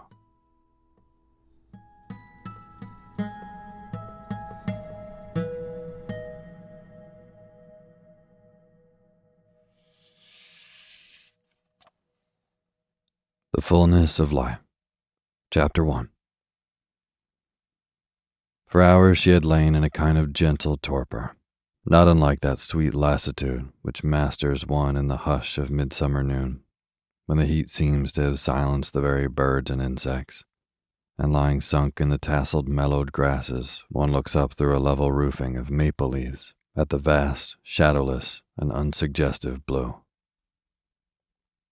Now and then, at ever-lengthening intervals, a flash of pain darted through her, like the ripple of sheet lighting across a midsummer sky. But it was too transitory to shake her stupor, that calm, delicious, bottomless stupor into which she felt herself sinking more and more deeply, without a disturbing impulse of resistance, an effort of reattachment to the vanishing edges of consciousness.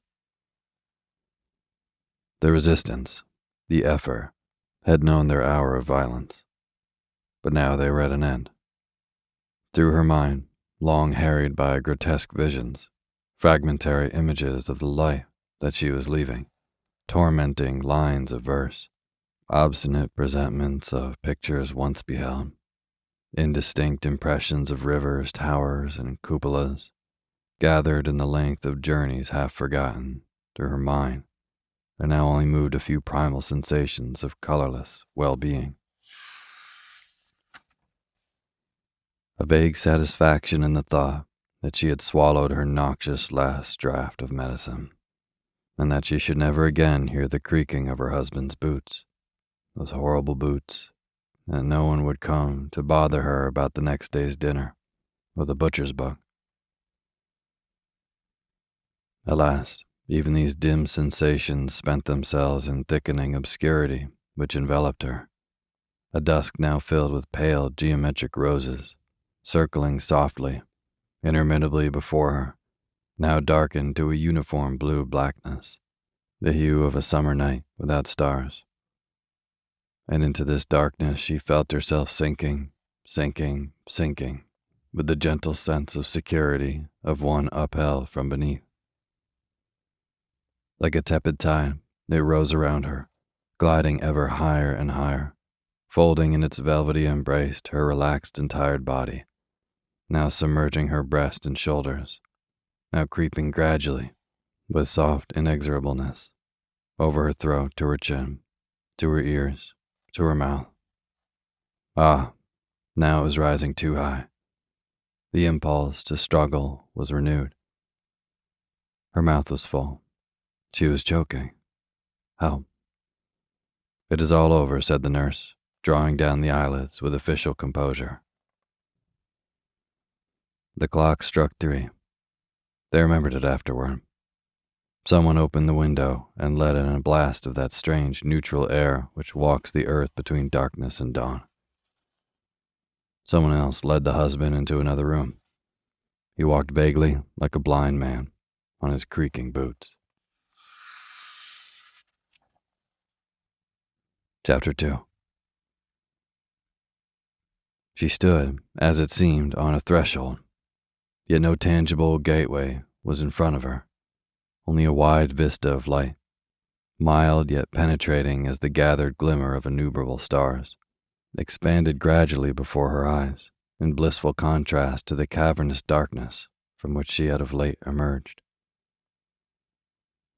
She stepped forward, not frightened, but hesitating, and as her eyes began to grow more familiar with the melting depths of the light around her, she distinguished the outlines of a landscape, at first swimming in the opaline uncertainty of Shelley's vaporous creations, then gradually resolved into distincter shape, the vast unrolling of a sunlit plain, aerial forms of mountains, and presently the silver crescent of a river in the valley, and a blue stenciling of trees along its curve.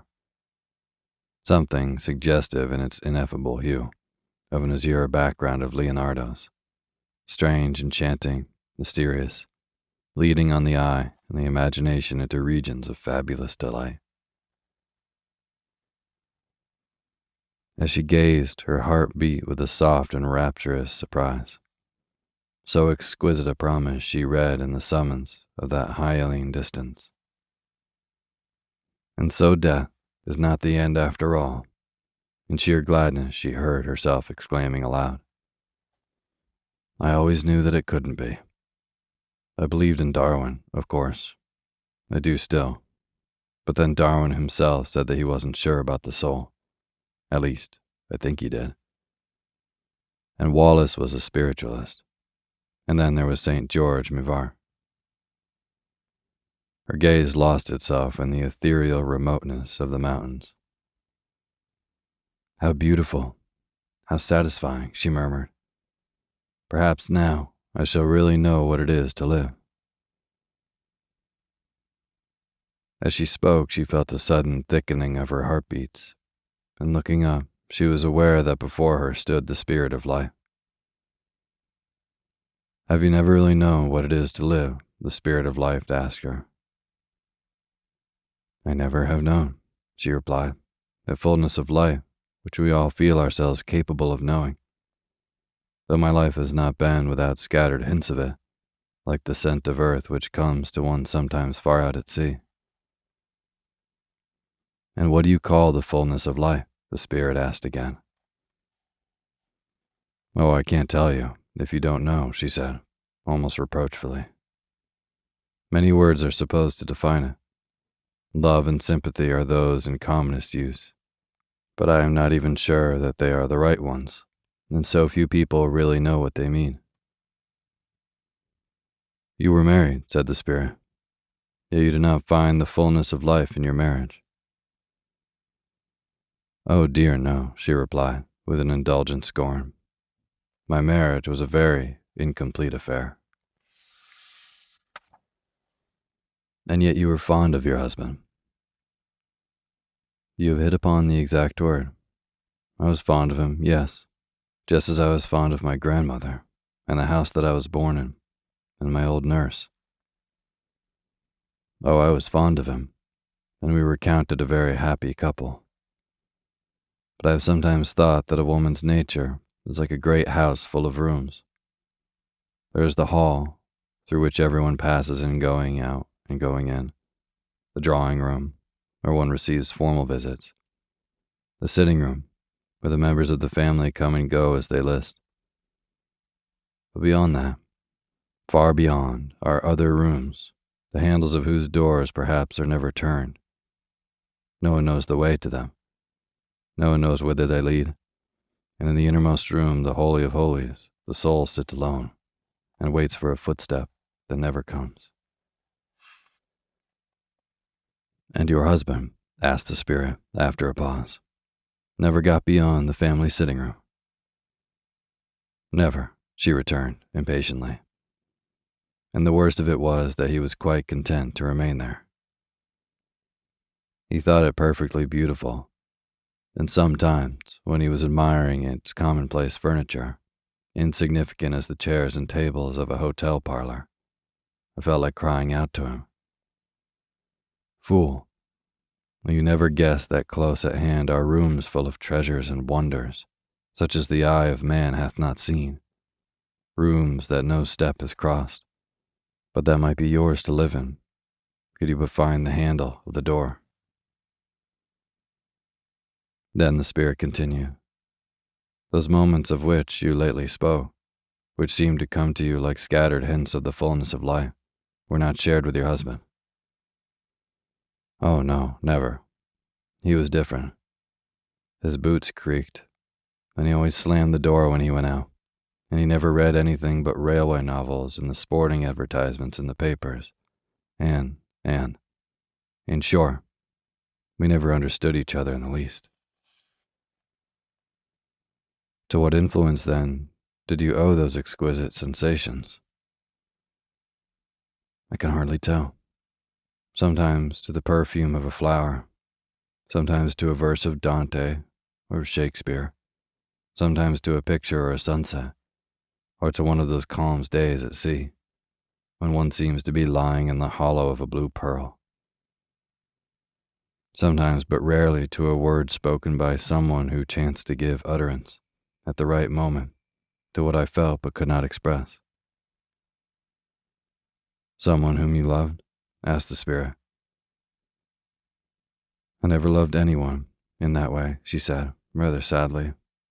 Nor was I thinking of any one person when I spoke, but of two or three who, by touching for an instant upon a certain chord of my being, had called forth a single note of that strange melody which seemed sleeping in my soul. It has seldom happened, however, that I have owed such feelings to people, and no one ever gave me a moment of such happiness as it was my lot to feel one evening in the church of Or San Michele in Florence. Tell me about it, said the spirit.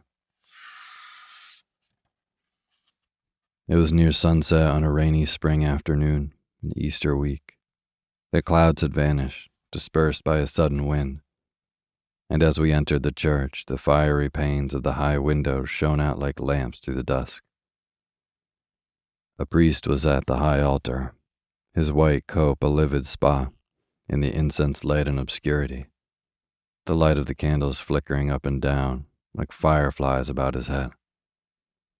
A few people knelt nearby. We stole behind them and sat down on a bench close to the tabernacle of Orcagna. Strange to say, though Florence was not new to me, I had never been in the church before.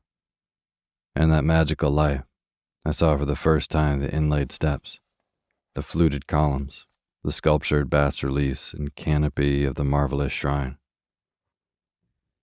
The marble, worn and mellowed by the subtle hand of time, took on an unspeakable rosy hue, suggestive in some remote way of the honey-colored columns of the Parthenon, but more mystic, more complex, a color not born of the sun's inveterate kiss, but made up of cryptal twilight and the flame of candles upon martyrs' tombs, and gleams of sunset through symbolic panes of chrysoprase and ruby. Such a light as illumines the missals in the library of Siena, or burns like a hidden fire through the Madonna of Gian Bellini in the Church of the Redeemer at Venice, the light of the Middle Ages, richer, more solemn, more significant than the limpid sunshine of Greece. The church was silent, but for the wail of the priest and the occasional scraping of a chair against the floor. And as I sat there, bathed in that light, absorbed in rapt contemplation of the marble miracle which rose before me, cunningly wrought as a casket of ivory, and enriched with jewel-like incrustations and tarnished gleams of gold, I felt myself borne onward along a mighty current, whose source seemed to be in the very beginning of things, and whose tremendous waters gathered as they went all the mingled streams of the human passion and endeavor. Life, in all its varied manifestations of beauty and strangeness, seemed weaving in a rhythmical dance around me as I moved, and wherever the spirit of man had passed, I knew that my foot had once been familiar. As I gazed, the medieval bosses of the tabernacle of Orcagna seemed to melt and flow into their primal forms, so that the folded lotus of the Nile and the Greek acanthus were braided with the runic knots and fish-tailed monsters of the north. And all the plastic terror and beauty born of man's hand, from the Ganges to the Baltic, quivered and mingled in Orcagna's apotheosis of Mary. And so the river bore me on, past the alien face of antique civilizations and the familiar wonders of Greece, till I swam upon the fiercely rushing tide of the Middle Ages, with its swirling eddies of passion, its heaven-reflecting pools of poetry and art. I heard the rhythmic blow of the craftsmen's hammers in the goldsmiths' workshops and on the walls of churches, the party cries of armed factions in the narrow streets, the organ roll of Dante's verse, the crackle of sticks around Arnold of Brescia, the twitter of the swallows to which St. Francis preached, the laughter of the ladies listening on the hillside to the quips of the Decameron, while plague-struck Florence howled beneath them. All this and much more I heard, joined in strange unison with voices earlier and more remote, fierce, passionate, or tender, yet subdued to such awful harmony that I thought of the song that the morning stars sang together and felt as though it were sounding in my ears. My heart beat to suffocation. The tears burned my lids. The joy, the mystery of it seemed too intolerable to be borne. I could not understand even then the words of the song, but I knew that if there had been someone at my side who could have heard it with me, we might have found the key to it together. I turned to my husband, who was sitting beside me in an attitude of patient dejection, gazing into the bottom of his hat. But at that moment he rose, and stretching his stiffened legs, said mildly, "Hadn't we better be going? There doesn't seem to be much to see here, and you know the table d'hote dinner is at 6:30. Her recital ended. There was an interval of silence, then the Spirit of Life said, "There is a compensation in store for such needs as you have expressed." "Oh, then you do understand," she exclaimed. "Tell me what compensation, I entreat you." "It is ordained," the Spirit answered, "that every soul which seeks in vain on earth for a kindred soul to whom it can lay bare its inmost being shall find that soul here and be united to it for eternity." A glad cry broke from her lips. "Ah, shall I find him at last?" she cried, exultant. "He is here," said the Spirit of Life. She looked up and saw that a man stood near, whose soul, for in what unwonted light she seemed to see his soul more clearly than his face, drew her toward him with an invincible force. "Are you really he?" she murmured. "I am he," answered. She laid her hand in his and drew him toward the parapet which overhung the valley. "Shall we go down together?" she asked him, "into that marvelous country? Shall we see it together, as if with the self-same eyes, and tell each other in the same words all that we think and feel?" "So," he replied, "have I hoped and dreamed." "What?" she asked with rising joy. "Then you too have looked for me?" "All my life." "How wonderful. And did you never find anyone in the world who understood you?" "Not wholly. Not as you and I understand each other." "Then you feel it too." "Oh, I am happy," she sighed. They stood hand in hand, looking down over the parapet upon the shimmering landscape which stretched forth beneath them into saffron space, and the Spirit of Life, who kept watch near the threshold, heard now and then a floating fragment of their talk blown backward, like the stray swallows which the wind sometimes separates from their migratory tribe. "Did you never feel at sunset?" "Ah, yes, but I never heard anyone else say so. Did you?" "Do you remember that line in the third canto of the Inferno?" "Ah, that line. My favorite always. Is it possible?" "You know the stooping Victory in the frieze of the Nike Apteros?" "You mean the one who is tying her sandal? Then you have noticed, too, that all Botticelli and Mantegna are dormant in those flying folds of her drapery. After a storm in autumn, have you never seen? Yes, it is curious how certain flowers suggest certain painters. The perfume of the Incarnation, Leonardo. That of the rose, Titian. The tuberose, Crivelli. I never supposed that everyone else had noticed it. Have you never thought? Oh yes, often and often, but I never dreamed that anyone else had. But surely you must have felt. Oh yes, yes, and you too. How beautiful, how strange. Their voices rose and fell, like the murmur of two fountains answering each other across a garden full of flowers.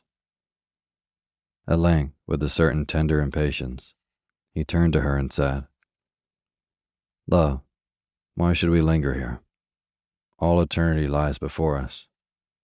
Let us go down into that beautiful country together and make a home for ourselves on some blue hill above the shining river." As he spoke, the hand she had forgotten in his was suddenly withdrawn, and he felt that a cloud was passing over the radiance of her soul. "A home," she repeated slowly. "A home for you and me to live in for all eternity." "Why not, love? Am I not the soul that yours has sought?" Yes, I know. But don't you see? Home would not be like home to me unless, he wonderingly repeated. She did not answer, but she thought to herself with an impulse of whimsical inconsistency. Unless you slammed the door and wore creaking boots.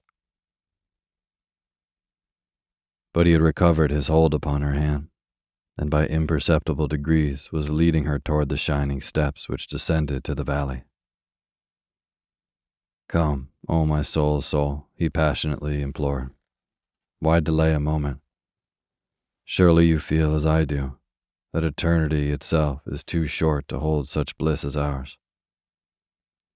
It seems to me that I can see our home already. Have I not always seen it in my dreams? It is white, love, is it not? With polished columns and a sculptured cornice against the blue. Groves of laurel and oleander and thickets of roses surround it. But from the terrace where we walk at sunset, the eye looks out over woodlands and cool meadows, where, deep bowered under ancient boughs, a stream goes delicately toward the river. Indoors, our favorite pictures hang upon the walls, and the rooms are lined with books. Think, dear, at least we shall have time to read them all. With which shall we begin? Come, help me to choose. Shall it be Faust, or the Vita Nuova, the Tempest, or the Caprice de Marianne, or the 31st canto of the Paradise, the Epicedion, or Lycidas? Tell me, dear, which one? As he spoke, he saw the answer trembling joyously upon her lips. But it died in the ensuing silence, and she stood motionless, resisting the persuasion of his hand. What is it? He entreated. Wait a moment, she said, with a strange hesitation in her voice. Tell me first, are you quite sure of yourself? Is there no one on earth who you sometimes remember? Not since I have seen you, he replied. For being a man, he had indeed forgotten. Still, she stood motionless, and he saw that the shadow deepened on her soul. Surely, love, he rebuked her. It was not that which troubled you. For my part, I have walked through Lethe. The path has melted like a cloud before the moon. I never lived until I saw you. She made no answer to his pleadings, but at length, rousing herself with a visible effort, she turned away from him and moved toward the Spirit of Life, who still stood near the threshold. I want to ask you a question, she said, in a troubled voice. Ask, said the Spirit. A little while ago, she began, you told me that every soul which has not found a kindred soul on earth is destined to find one here. And have you not found one? Asked the Spirit.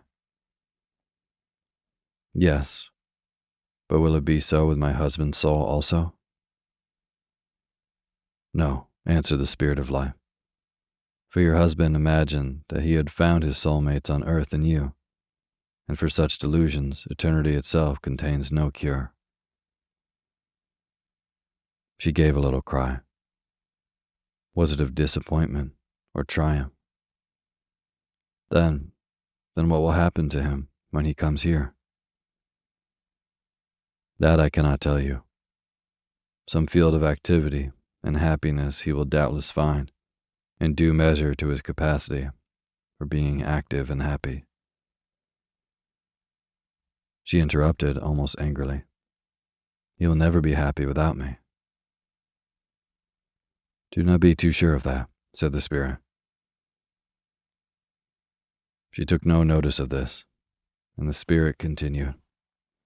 He will not understand you here any better than he did on earth. No matter, she said. I shall be the only sufferer, for I always thought that he understood me. His boots will creak just as much as ever. No matter. He will slam the door, very likely. And continue to read his railway novels, she interposed impatiently. Many men do worse than that. But you said just now, said the spirit, that you did not love him. True, she answered simply. But don't you understand that I shouldn't feel at home without him? It is all very well for a week or two, but for eternity. After all, I never minded the creaking of his boots, except when my head ached. I don't suppose it will ache here. And he was always so sorry when he had slammed the door. Only he never could remember not to. Besides, no one else would know how to look after him. He is so helpless. His inkstand would never be filled, and he would always be out of stamps and visiting cards. He would never remember to have his umbrella recovered, or to ask the price of anything before he bought it. Why, he wouldn't even know what novels to read.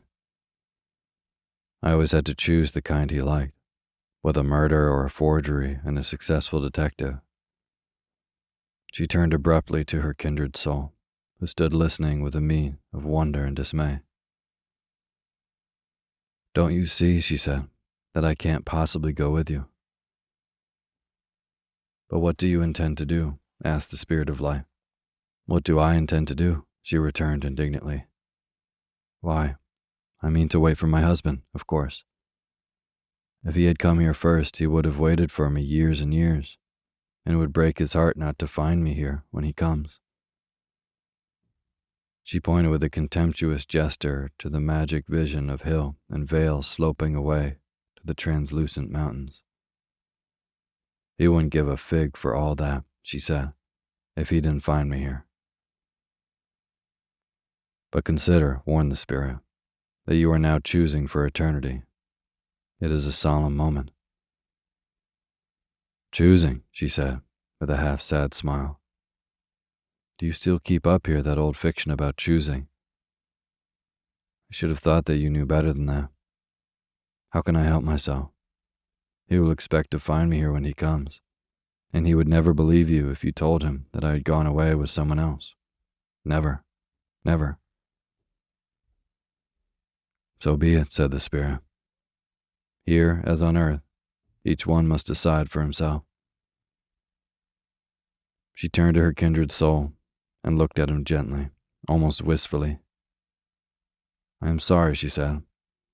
I should have liked to talk with you again, but you will understand, I know, and I dare say you will find someone else a great deal cleverer. And without pausing to hear his answer, she waved him a swift farewell and turned back toward the threshold. Will my husband come soon? She asked the spirit of life.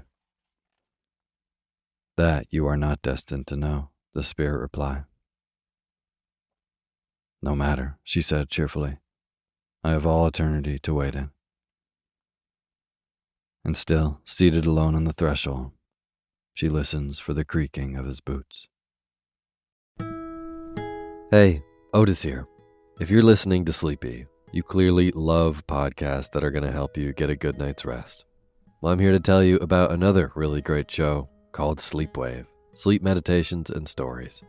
This is a really great immersive podcast full of original sleep meditations and bedtime stories, hosted by award-winning voice actress and meditation enthusiast Carissa Vacker. She really has such an amazing voice. It's truly lovely. And the meditations are delivered in friendly and soft tones, getting slower as the episode goes on to encourage sleep. All episodes are also paired with soft meditative music, which I think is a great touch. And the episodes are solution-based, giving you tools to sleep better and find relaxation. She covers topics such as anxiety and stress and fear and finding peace with who you are. This show would be a great addition to your bedtime routine along with Sleepy. So go subscribe to Sleep Wave now wherever you listen to podcasts and start listening for free today. Just search Sleep Wave on your favorite podcast app and unwind with Carissa tonight. Thanks. Sweet dreams. Hey, so if you're listening to Sleepy, I know that you love podcasts that help you go to bed and get a great night's rest. Well, if you're looking for even more snoozy content, I highly encourage you to check out the podcast Nothing Much Happens by a sleep co-conspirator of mine named Catherine Nicolai. She shares these original, mindfully crafted, conflict-free literature designed to lull you into a restful slumber. For over 6 years, Catherine has been helping listeners find peace and rest through her soothing stories. The show has over 150 million downloads, and it basically is a grown-up version of Mr. Rogers' Neighborhood, filled with interconnected stories that soothe and calm you. It is a fantastic show, and she puts so much work into making stories that are specifically crafted to put you to bed. So definitely go check out her show, Nothing Much Happens. You can find Nothing Much Happens anywhere you get your podcasts. Sweet dreams. Hey, my name's Otis Gray, and you're listening to Sleepy.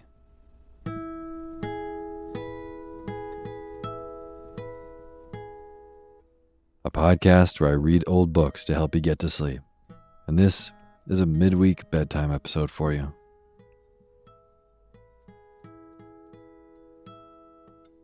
I hope you've been having a wonderful start to your fall. If you've been listening to the podcast, you'd know that I am rambling around the country right now, and I'm currently recording this from Yosemite National Park, which is absolutely beautiful, very cold. And tonight I'm going to be reading a little excerpt from Song of Myself by Walt Whitman, which I recorded quite a while ago and is really delightful and has never been on the actual podcast before. So this will be brand new to you.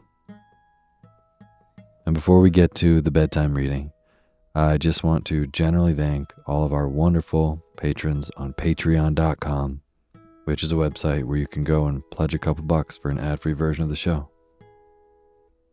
If you are a patron, thank you so much. Really, really appreciate it. And if you're not, and you want to be a part of making this show, you can go to patreon.com/sleepyradio and donate even $1 a month.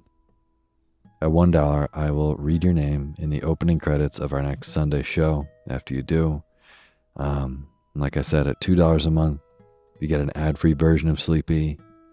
At $5, you get access to our poetry feed. But regardless how much you donate, I really appreciate it. And Patreon is also a nice place for you to come and say hey. So if you want to be a part of making this show, go to patreon.com/sleepyradio. Thank you. And as always, the music you're hearing is by my good friend James Lepkowski, and the cover art for Sleepy is by Gracie Kana. Well, tonight, like I said, I've got some Walt Whitman for you. And I don't think we've had Walt Whitman on the show in a long time. But I do love reading his stuff out loud. And tonight, we have about a 30-minute excerpt from Song of Myself, one of his better-known works. I really loved reading this, so I really hope that you enjoy falling asleep to it. I know that today is maybe a bizarre, unsettling day for a lot of people, but I I really hope that this show helps you get a good night's rest regardless.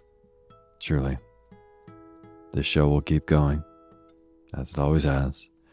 We'll keep bringing you bedtime stories no matter what is happening in the world. So, tonight, I hope you can sleep soundly to this excerpt of Song of Myself by Walt Whitman. And now is the time for you to fluff up your pillow just how you like it. Feel yourself melt into your bed. Get real comfortable. Close your eyes and let me read to you.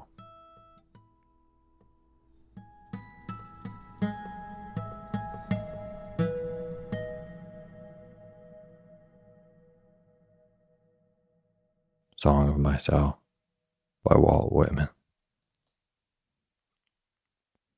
I celebrate myself and sing myself, and what I assume, you shall assume, for every atom belonging to me, as good belongs to you.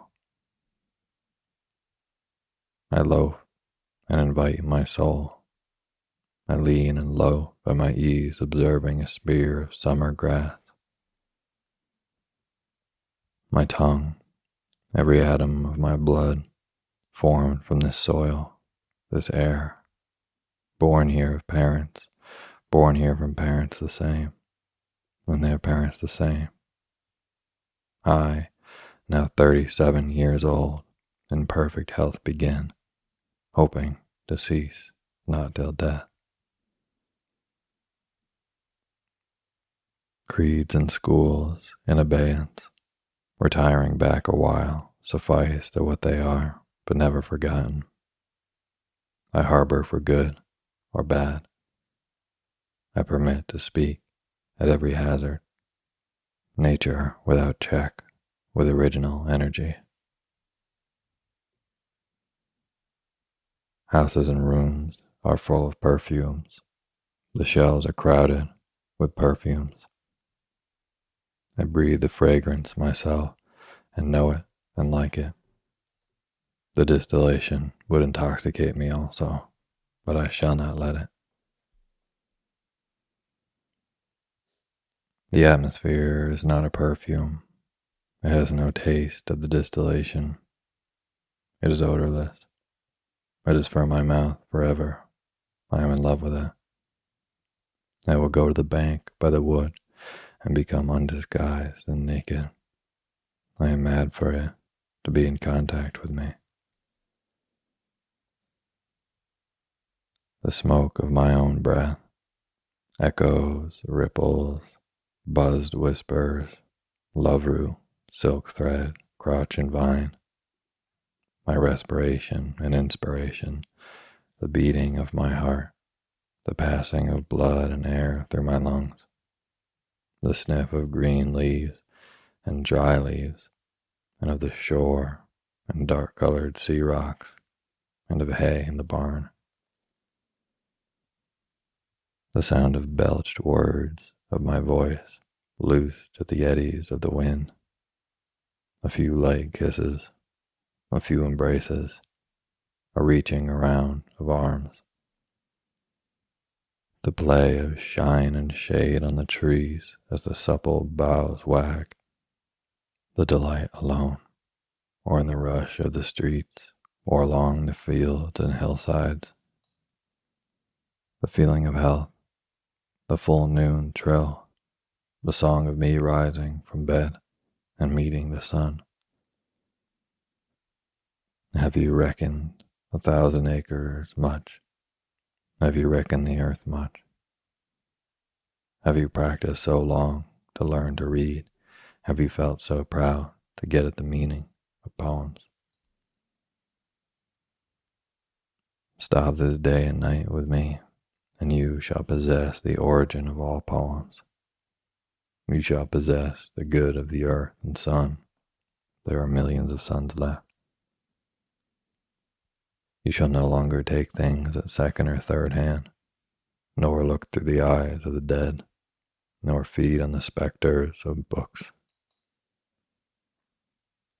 You shall not look through my eyes either, nor take things from me You shall listen to all sides and filter them from yourself.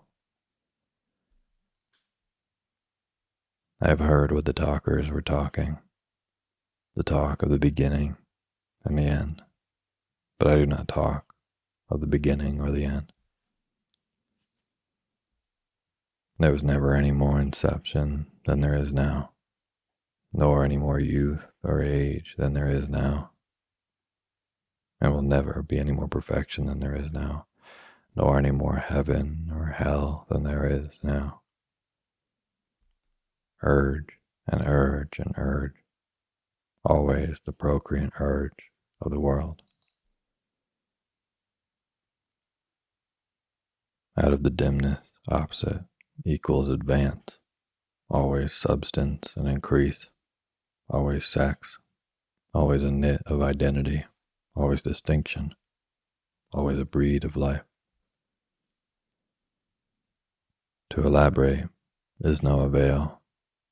Learned and unlearned feel that is so. Sure is the most certain sure, plumb in the uprights, well entreated, braced in the beams, stout as a horse, affectionate, haughty, electrical. I in this mystery, here we stand. Clear and sweet is my soul, and clear and sweet is all that is not my soul. Lack one lacks both, and the unseen is proved by the seen, till that becomes unseen and receives proof in its turn. Showing the best and dividing it from the worst, age vexes age. Knowing the perfect fitness and equanimity of things, while they discuss, I am silent and go bathe and admire myself. Welcome is every organ and attribute of me, and of any man hearty and clean, not an inch nor a particle of an inch is vile, and none shall be less familiar than the rest.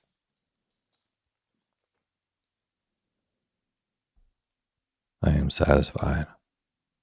I see, dance, laugh, sing. As the hugging and loving bedfellow sleeps at my side through the night and withdraws at the peep of the day with stealthy tread, leaving me baskets covered with white towels swelling the house with their plenty. Shall I postpone my acception and realization and scream at my eyes that they turn from gazing after and down the road and forthwith cipher and show me to ascend exactly the value of one and exactly the value of two, and which is ahead?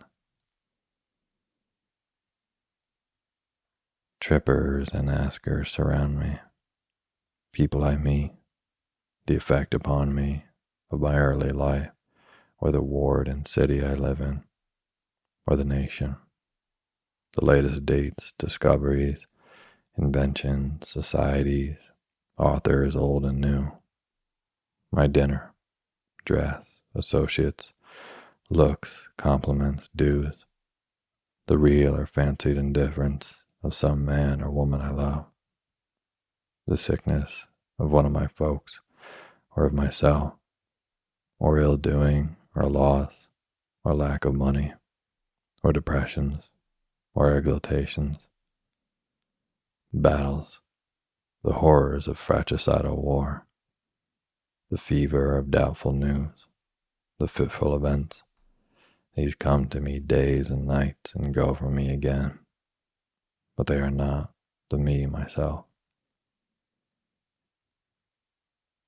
Apart from the pulling and hauling stands what I am, stands amused, complacent, compassionating, idle, unitary, looks down, is erect, or bends an arm on an impalpable, certain rest, looking with side-curved head, curious what will come next, both in and out of the game and watching and wondering at it.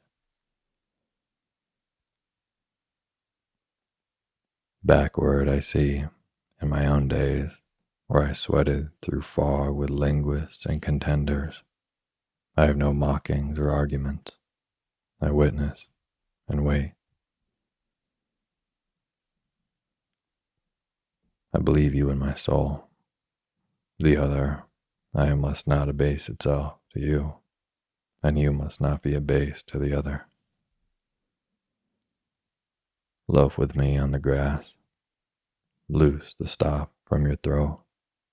Not words, not music or rhyme I want, not custom or lecture, not even the best. Only the lull I like, the hum of your valid voice. I mind how, once we lay, such a transparent summer morning, how you settled your head athwart my hips and gently turned over upon me, and parted the shirt from my bosom bone, and plunged your tongue to my bare stripped heart, and reached till you felt my beard, and reached till you held my feet. Swiftly arose and spread around me the peace and knowledge that pass all the argument of the earth. And I know that the hand of God is the promise of my own. And I know that the Spirit of God is the brother of my own.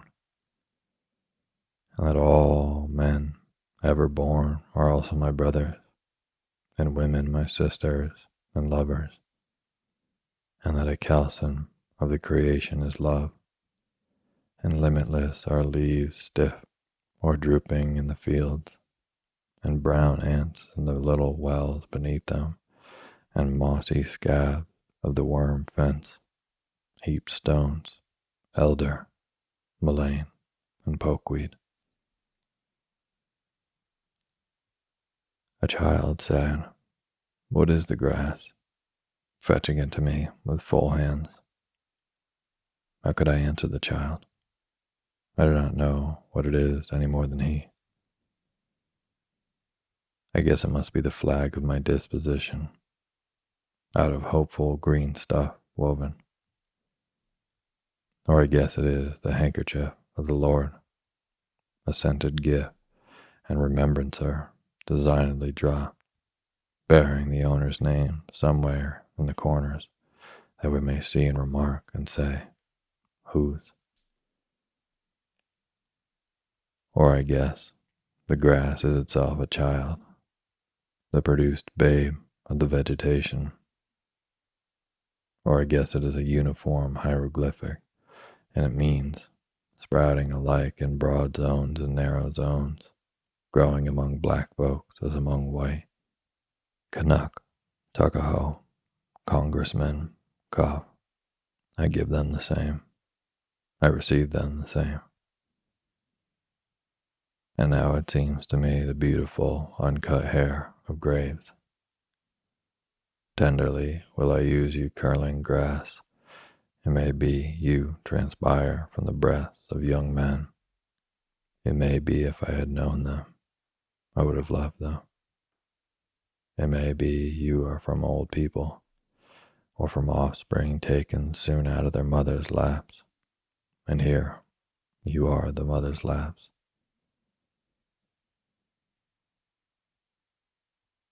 This grass is very dark to be from the white heads of old mothers, darker than the colorless beards of old men, dark to come from under the faint roofs of mouths. Oh, I perceive after all so many uttering tongues, and I perceive they do not come from the roofs of mouths for nothing. I wish I could translate the hints about the dead young men and women, and the hints about old men and mothers, and the offspring taken soon out of their laps. What do you think has become of the young and old men? And what do you think has become of the women and children? They are alive and well somewhere. The smallest sprout shows there is really no death. And if ever there was, it led forward life and does not wait at the end to arrest it. and ceased the moment life appeared. All goes onward and outward, nothing collapses, and to die is different from what anyone supposed, and luckier. Has anyone supposed it lucky to be born? I hasten to inform her or him it is just as lucky to die, and I know it. I pass death with dying and birth, with the new washed babe, and am not contained between my hat and boots, and peruse manifold objects, no two alike, and every one good. The earth good, and the stars good, and their adjuncts all good. I am not an earth, nor adjunct of an earth. I am the mate and companion of the people, all just as immortal and fathomless as myself. They do not know how immortal, but I know. Every kind for itself and its own. For me, mine male and female. For me, those who have been boys and that love women. For me, the man that is proud and feels how it stings to be slighted. For me, the sweet heart and the old maid. For me, mothers and the mothers of mothers. For me, lips that have smiled, eyes that have shed tears. For me, children and the begetters of children.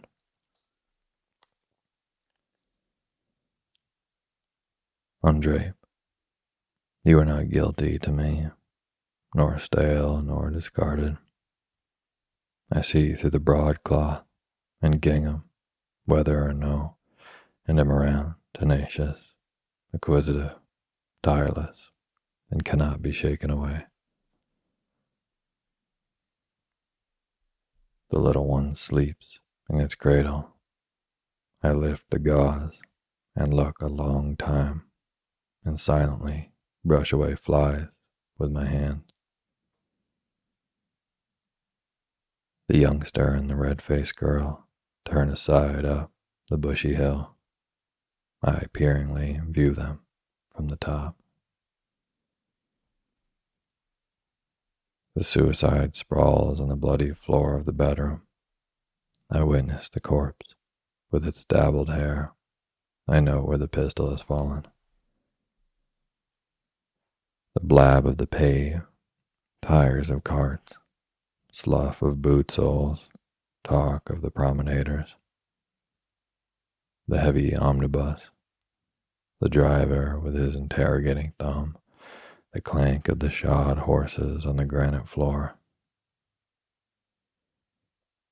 The snow sleighs, clinking, shouted jokes, pelts of snowballs, the hurrahs for popular favorites, the fury of roused mobs.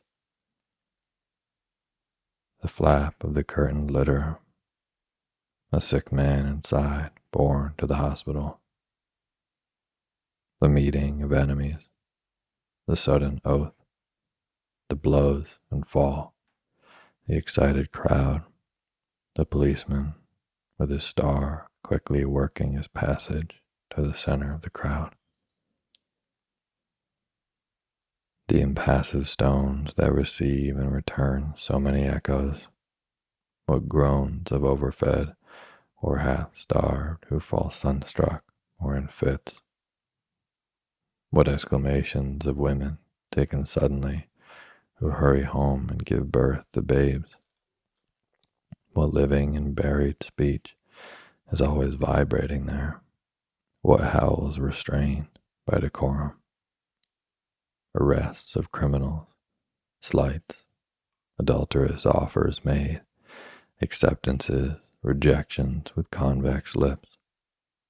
I mind them, or the show or resonance of them. I come, and I depart.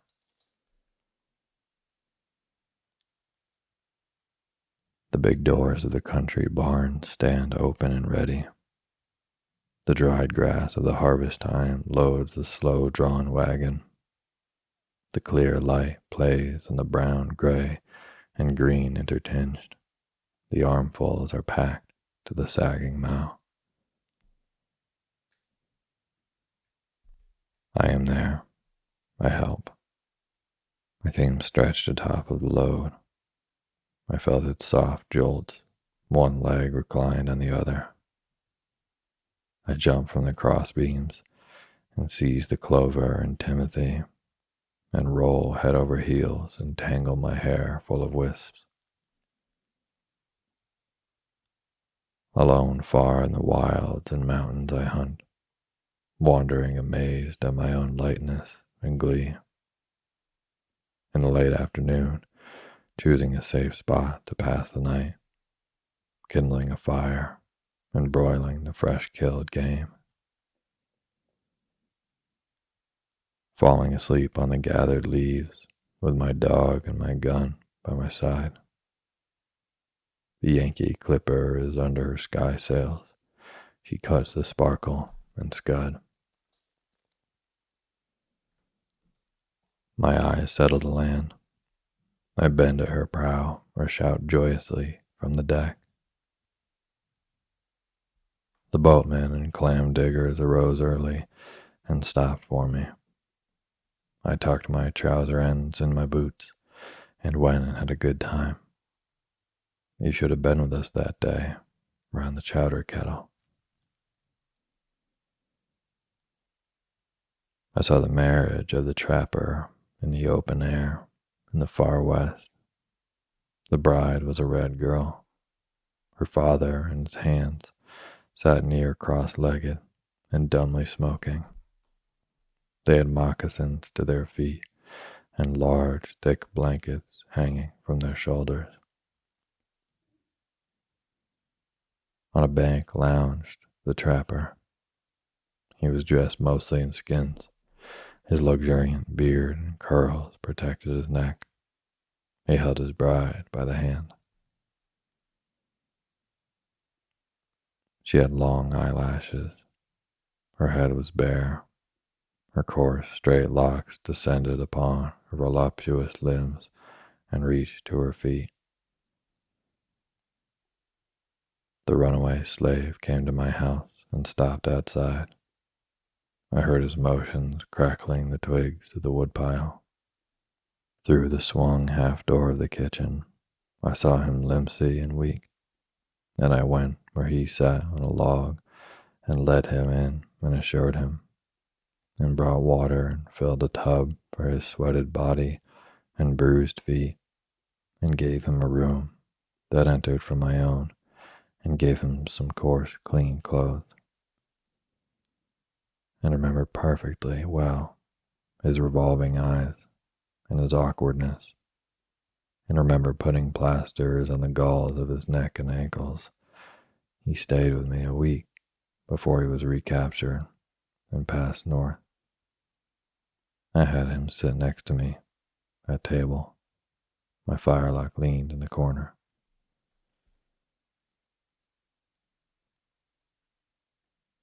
28 young men bathed by the shore. 28 young men, and all so friendly. 28 years of womanly life, and all so lonesome. She owns the fine house by the rise of the bank. She hides handsome and richly dressed, half the blinds of the window. Which of the young men does she like the best? Ah, the homeliest of them is beautiful to her. Where are you off to, lady? For I see you. You splash in the water there, yet stay stock still in your room. Dancing and laughing along the beach came the 29th bather. The rest did not see her, but she saw them and loved them.